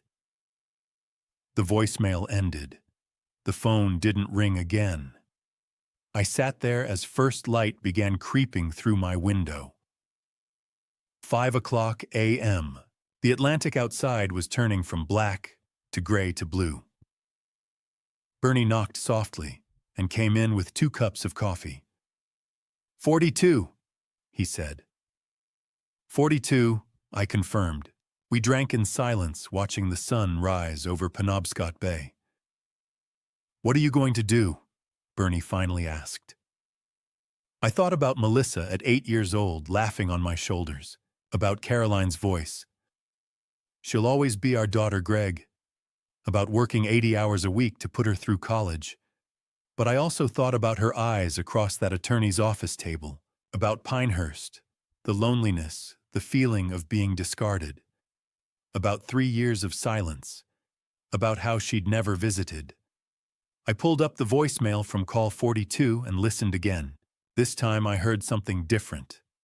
Not manipulation, just terror.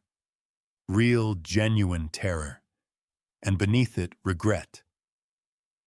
She didn't know about the forgeries, I said. Trevor manipulated her, showed her fake documents. She believed him because believing was easier than questioning.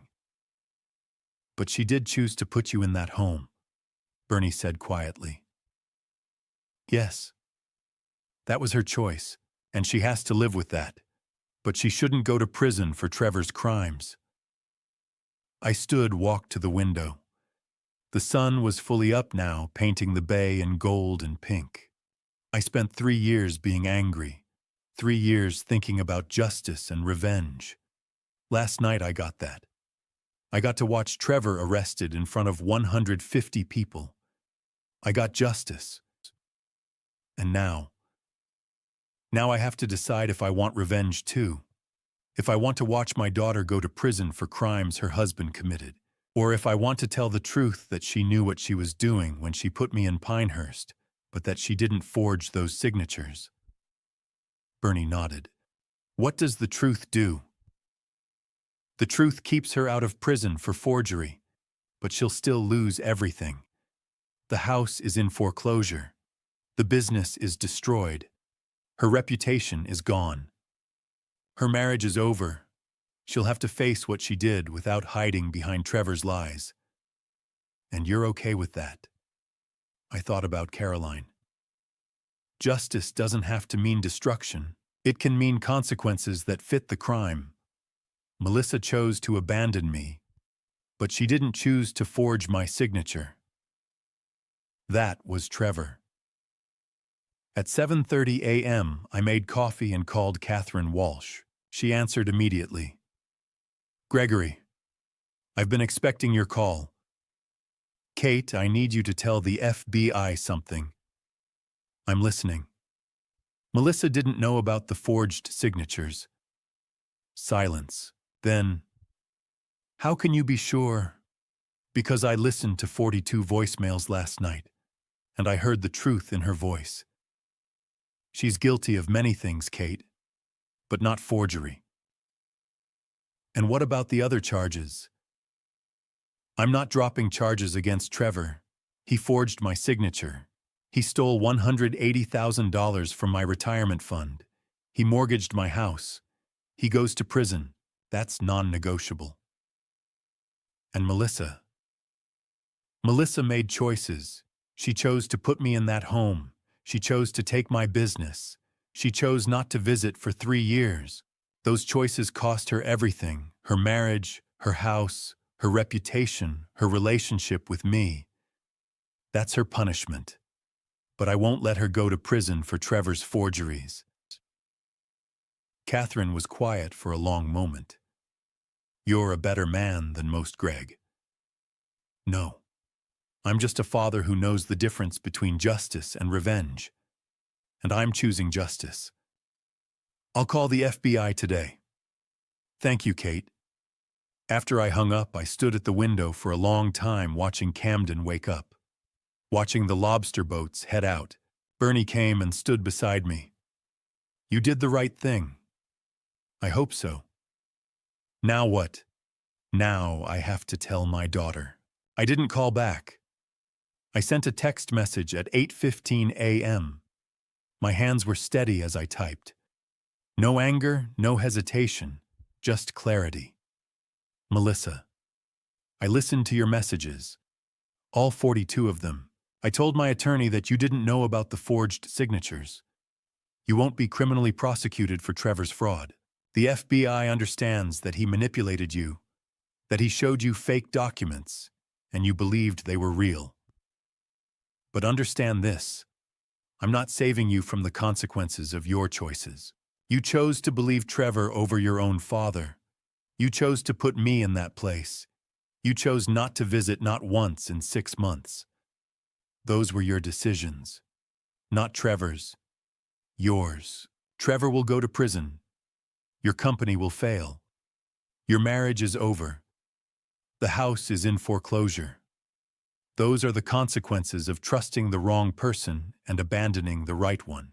When you're ready to take real responsibility, not just for what Trevor did, but for your part in abandoning me, then call me.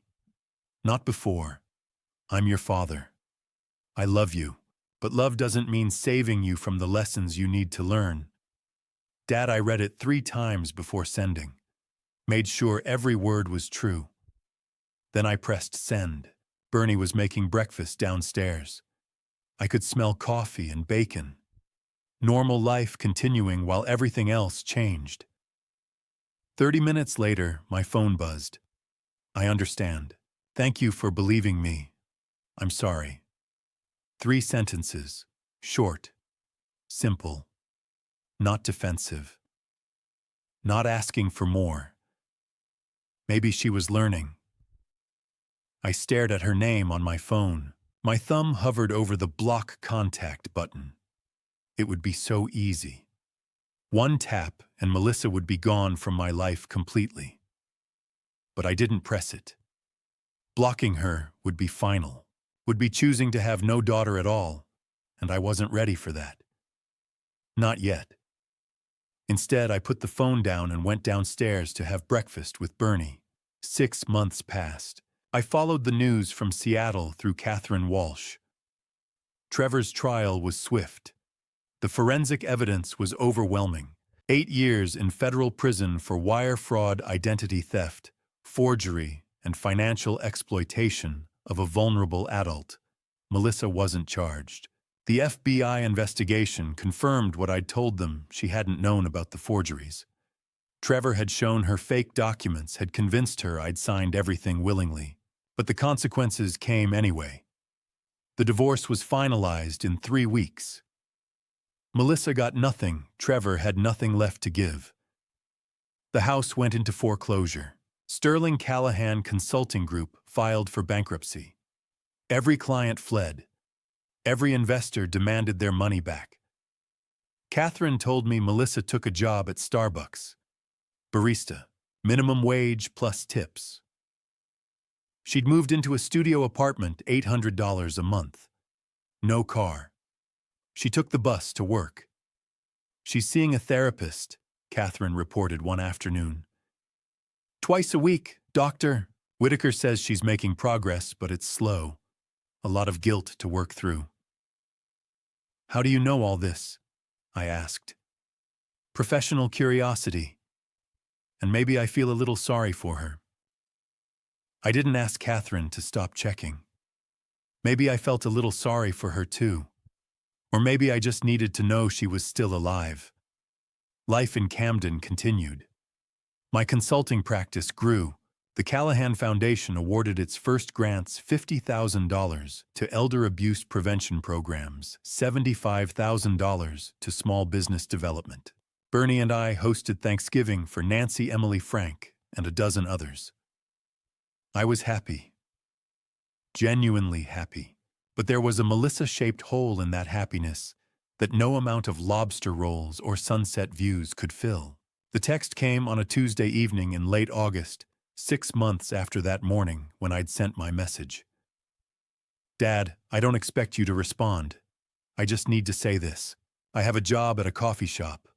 I'm in therapy twice a week. I'm learning to take responsibility for my choices. You were right. I chose to believe easy lies instead of facing hard questions. I chose comfort over truth. I chose to abandon you when you needed me most. No amount of saying Trevor manipulated me changes that truth. I'm not asking for money. I'm not asking for forgiveness yet. I just want you to know I'm trying to become someone worthy of being your daughter again. I think about you every day. I think about Mom and what she'd say. I think about that vase I broke when I was 8 and how you said we'd fix it together. I don't know if this can be fixed, but I'm trying. I love you. I'm sorry. Melissa. I read it sitting on my porch watching the August sunset paint Penobscot Bay in shades of orange and gold. Bernie was inside reading. The evening was warm and peaceful. I read the message 5 times. This was different from the desperate voicemails, different from the terrified calls. This was measured, thoughtful, taking responsibility without making excuses. I'm trying to become someone worthy of being your daughter again. That sentence broke something open in my chest. I didn't respond immediately. Spent 3 days thinking about it. About what I wanted to say. About what Caroline would want me to say. About what kind of father I wanted to be. Finally, on Friday evening, I typed a response. Melissa, the fact that you're not asking for anything tells me you're finally beginning to understand. I'm proud of you for working, for going to therapy, for taking responsibility. Those are hard things to do. Most people can't do them. Forgiveness isn't a moment. It's a process. We're at the beginning of that process now. When you're ready, come visit me in Camden. We'll talk. Really talk. No lies. No excuses. Just truth. I love you. I never stopped. Dad, I pressed send before I could second-guess myself. Her response came 2 minutes later. Thank you. I'll come when I'm ready. I promise. I sat there on the porch as darkness fell over Camden phone in my hand, feeling something I hadn't felt in 3 years. Hope. Not the naive hope that everything would be magically fixed, but the cautious, hard-earned hope that maybe someday my daughter and I could find our way back to each other. Not as we were before. We could never be that again. But as something new. Something built on truth instead of comfort. On responsibility instead of excuses. On earned forgiveness instead of automatic love. Bernie came out onto the porch with 2 beers. She texted, he asked. Yeah. What did she say? That she's trying. Bernie handed me a beer and sat down. What did you say? That when she's ready, she can come visit. We sat in comfortable silence, watching the stars come out over the Atlantic. You think she will? Bernie asked. Come visit? I don't know, I said honestly. But I left the door open. That's all you can do, Bernie said. The door was open. What Melissa chose to do with that was up to her. 1 year after the grand opening party, Melissa knocked on my door. It was a spring morning in Camden, the kind where the Atlantic sparkled blue under a cloudless sky. I was on the porch with my coffee when I saw the car pull up an old Honda Civic 10 years past. Its prime paint faded on one side. Melissa stepped out slowly, like she wasn't sure she was allowed to be here. She looked different. Thinner. Older. The designer clothes were gone, replaced by jeans and a plain sweater. Her hair was pulled back in a simple ponytail. No jewelry except a watch. No makeup. She looked tired, but she also looked real. She stood by the car for a moment, gathering courage. Then she saw me on the porch and raised her hand in a tentative wave. I set down my coffee and stood up. Bernie appeared in the doorway behind me. He'd known she was coming. I'd told him when she texted last week. He crossed his arms, his face unreadable. You want me to stay or go? Bernie asked quietly. Stay. If she's serious about rebuilding, she needs to meet the people who matter to me. Melissa walked up the path slowly. When she reached the porch steps, she stopped. Hi, Dad. Hi, Melissa. Bernie stepped forward, extending his hand. Bernard Jacobs. Most people call me Bernie. You must be Melissa. She took his hand, surprised. Yes. Dad's told me about you. Probably. I'm the one who got him out of that place you put him in. Bernie's voice wasn't cruel, just matter of fact. I'm the one who drove him across the country when he had nowhere else to go. Melissa's face crumpled. I'm sorry. I'm so sorry. Bernie studied her, then nodded. You're here now. That counts for something. I'll make more coffee. He disappeared inside, leaving us alone. He hates me, Melissa whispered. No. But he won't forget what you did. Neither will I. That's the price of being forgiven, people remember. They just choose not to hold it against you anymore. I gestured to the chairs. Sit. Let's talk out here. The view's better. We sat side by side, looking out at Penobscot Bay. Bernie brought coffee, plain black, no pretense. Just two people and the truth between them. Thank you for letting me come, Melissa said quietly. Thank you for asking instead of assuming you were welcome. She flinched but nodded. I deserved that. We drank coffee in silence. A lobster boat chugged past. Gulls circled overhead. You look good, Dad. Healthy. Happy. I am. Camden gave me that, after you and Trevor took everything I had to build a new life from scratch. Turns out that life is better than the one I lost. She nodded, tears sliding down her cheeks. I can see it in your face. You're at peace. Most days, yes. I wish I could say the same.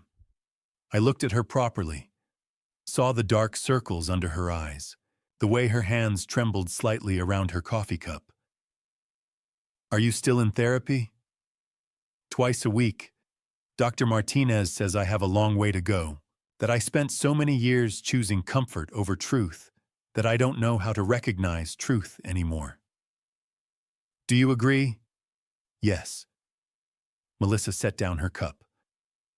Dad, I need to say this. I chose my comfort over your dignity. I chose to believe Trevor's lies because they made my life easier. I chose not to visit you because it would have forced me to admit what I'd done. Every choice was about protecting myself from guilt. I know. And I can't undo any of it. I can't give you back those 6 months at Pinehurst. I can't give you back 3 years of silence. No, you can't. She sobbed once, then caught herself. So what do? You acknowledge it. You take responsibility. You try to be better. And you accept that some things stay broken. She nodded, wiping her eyes. Can you forgive me, Dad? I thought about it. Really thought about it. About the anger I'd carried for 3 years. About the justice when Trevor was arrested. About the slow, painful process of letting go. I'm trying. Some days are easier than others. But Melissa, my forgiveness isn't the most important thing. Have you forgiven yourself? She looked at me, startled. No. How could I? Then start there.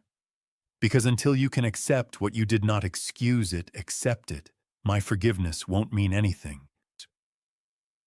We sat in silence for a long time. Around noon, Bernie suggested we walk into town for lunch. Frank's Restaurant, he said. We walked the 6 blocks to the lighthouse, Melissa quiet beside me. People waved as we passed. Morning, Greg. Good to see you, Gregory. They all know you, Melissa said softly. It's a small town. I've lived here almost 2 years now, helped some of them save their businesses.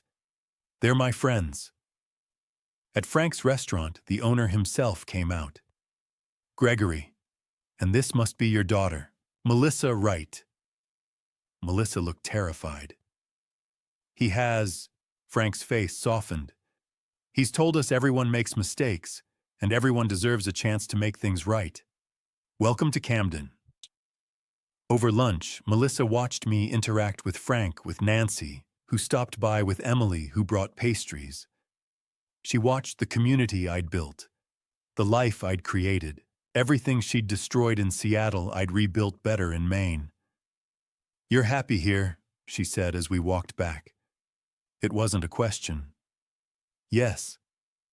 I took that from you, your first life, and you had to build this one from nothing. Not nothing, from $847 and the help of a stranger. I glanced at her. But yes, you took one life. I built another. Maybe a better one. Back at the house before she left, I handed her an envelope. What's this? Open it. Inside was a check for $50,000. She stared at it, then at me. Dad, I can't. It's for school, for a business degree. You threw away your MBA by using it to steal. Try again. Do it right this time. I don't deserve, no you don't, but I'm giving it to you anyway. Not because you've earned it, but because you're my daughter, and I want you to have a chance to build something real. Don't waste this second chance. You won't get a third. She was crying, clutching the envelope. Thank you. One more thing. The oil money, the $3.8 million, when I die, it's going to charity. The Callahan Foundation, Elder Abuse Prevention, and Small Business Development. You'll inherit enough to be comfortable, but not enough to be lazy. You need to build your own life, not inherit mine. She looked at me for a long moment, then nodded. That's fair. That's more than fair. Good. She hugged me, then sudden and fierce. I hugged her back, feeling how thin she'd gotten. I love you, Dad. I'm so sorry for everything. I love you too. Now go. Build something. Be someone Mom would be proud of. I will. I promise. She drove away in her old Honda, the check in her purse, her face set with determination. I watched until the car disappeared around the bend. Bernie came and stood beside me on the porch. You think she'll make it? He asked.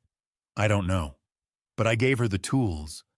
What she builds with them is up to her. Bernie handed me a beer. You did good today, friend.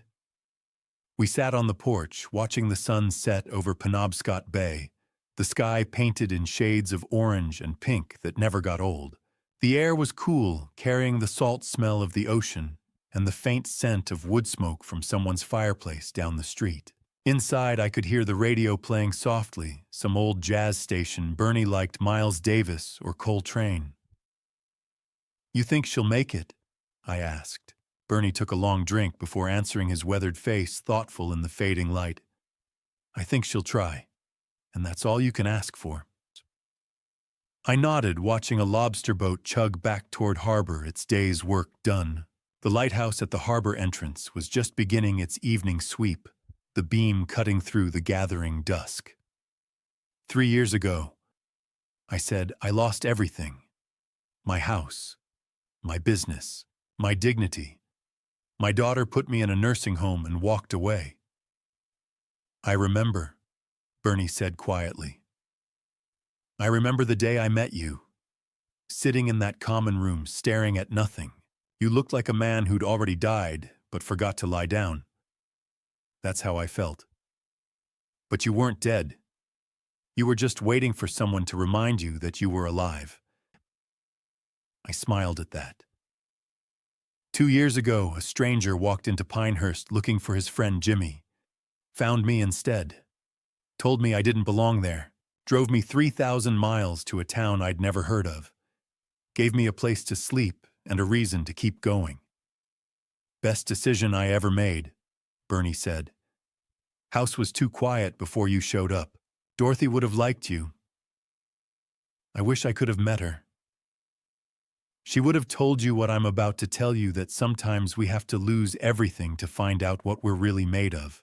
And you, my friend, are made of stronger stuff than you ever knew. 1 year ago, I continued, I found out my father had left me $3.8 million. Money I never knew existed, money that could have saved me from everything that happened. From Pinehurst, from the humiliation, from all of it. But didn't, Bernie added. And maybe that's the point. Maybe you needed to lose everything first.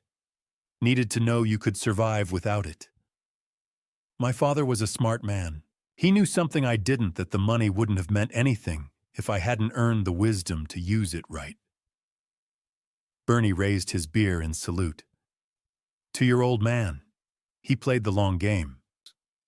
To Dad. I agreed, clinking my bottle against his. 6 months ago, I'd gotten justice. Not revenge justice.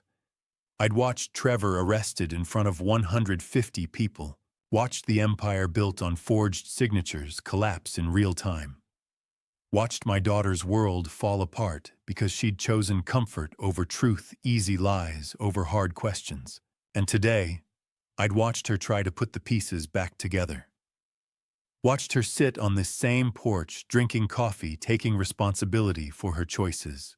Watched her cry, not with self-pity, but with genuine remorse. I thought losing everything would destroy me, I said. But it freed me instead. Freed me from thinking I needed a big house to be successful. Freed me from thinking my worth was tied to my business. Freed me from thinking love meant accepting whatever treatment people gave me. Bernie nodded slowly. You gave her justice without vengeance, truth without cruelty, consequences without abandonment. That's real love, Greg. The kind that hurts like hell but heals in the end. The kind most people can't do because it requires strength they don't have. My phone buzzed on the table between us. A text from Melissa. Made it home safe. Thank you for today. For everything. I'll make you proud, Dad. I promise. M. I showed Bernie the message. He read it and smiled, the lines around his eyes deepening. See, she's trying. That's more than most people do when they screw up. Most people just make excuses and blame everyone else. I typed back a simple response, drive safe. Talk soon. Love you. No declarations. No grand promises. Just the steady, quiet rebuilding of something that had been shattered into 1,000 pieces.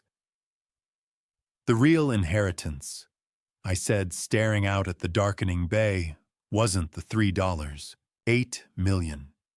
It was learning that I could exist without the things I thought defined me. The house my father bought, the business I built from nothing, even the daughter who took them both. And what defines you now? I thought about it. Really thought about it. This. The work I do helping Emily keep her bakery open. The grants the Callahan Foundation gives to people who've been abused by their own families. The morning coffee with Nancy. The poker games with you and Frank. The fact that I can sleep at night without wondering if someone's forging my signature. That's a good life, Bernie said. It's a better life than the one I had before. Smaller in some ways, but bigger in the ways that matter. Bernie raised his beer again. To second chances. To second chances, I echoed. The ones we give and the ones we earn. We sat in comfortable silence as darkness settled over Camden like a blanket. The lighthouse beam swept across the water in its steady, predictable rhythm, 15 seconds between each pass. I'd timed it once during those early days when I couldn't sleep, when I'd sit out here counting anything that could be counted just to quiet my mind. Now I didn't need to count. The rhythm was just part of the night, like the sound of the waves or Bernie's breathing beside me. Somewhere down the street, I heard Nancy laughing with her book club guests. Tomorrow morning, I'd see her at the reading nook for our usual coffee. She'd have read something new and interesting, would want to discuss it. Emily would probably stop by with fresh cinnamon rolls still warm from the bakery. Frank might call about adjusting his menu for the winter season. Normal life. Good life. My life. What's on your schedule tomorrow? Bernie asked, as if reading my mind. Coffee with Nancy at 8. Consulting meeting with Emily at 10 about her expansion plans. She's thinking of adding a catering service. Lunch with you, poker night at Frank's. Sounds perfect. It is, I agreed. Simple, good, mine. Nobody can take it away because it's not built on money or property or things people can steal. It's built on relationships, on trust, on showing up and doing good work. I thought about Melissa driving back to Seattle in her old Honda, the $50,000 check in her purse, her future uncertain, but finally pointed in the right direction. She had years of hard work ahead, years of therapy appointments and difficult conversations with herself, years of rebuilding a reputation she'd destroyed, of learning to live with what she'd done.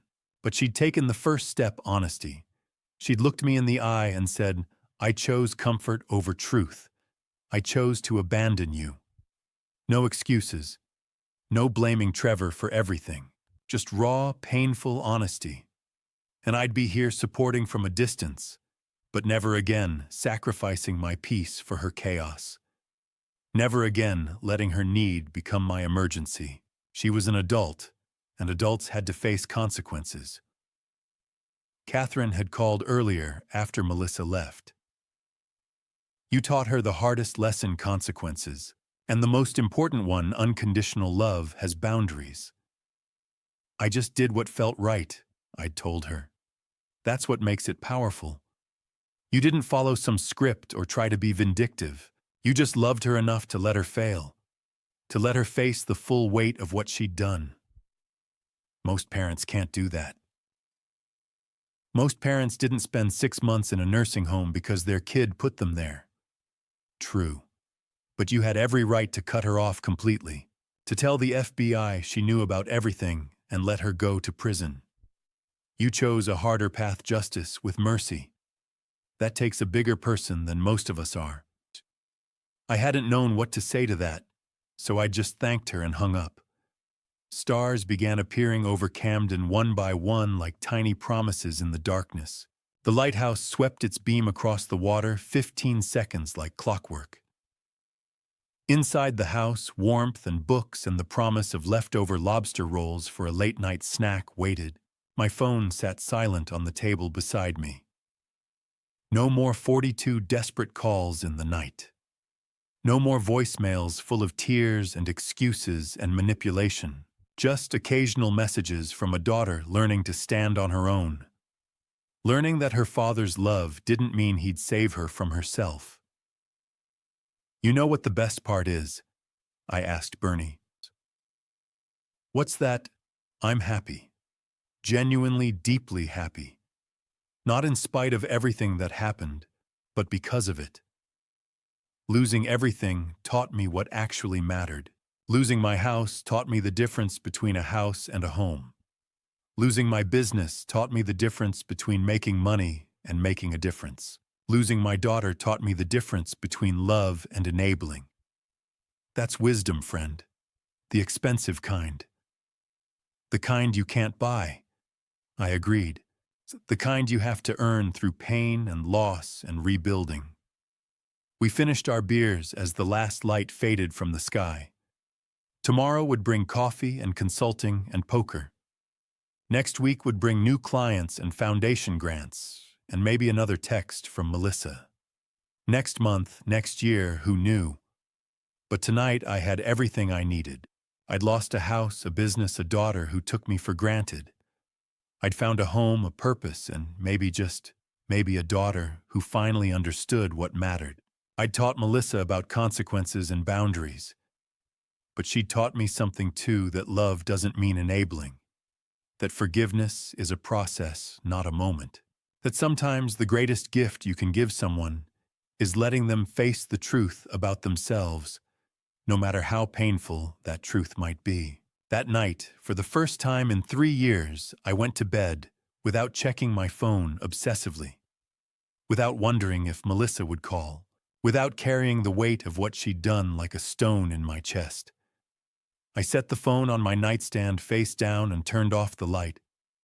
The silence was the sweetest sound I'd ever heard. Outside my window, the Atlantic whispered against the rocky shore in its eternal rhythm. Inside my home, not anyone else's peace, settled over everything like a warm blanket on a cold night. I'd survived the betrayal. I'd gotten justice. I'd chosen forgiveness without forgetting. I'd set boundaries without abandoning. And now finally, I could rest. The phone stayed silent through the night. No desperate calls. No voicemails full of tears and panic. Just peaceful, blessed silence. And that silence sang like freedom, like the sound of a man who'd lost everything and found himself in the ruins. Like the sound of a father who'd loved his daughter enough to let her fall so she could learn to stand on her own. Like the sound of peace, hard-earned and precious, finally coming home to stay.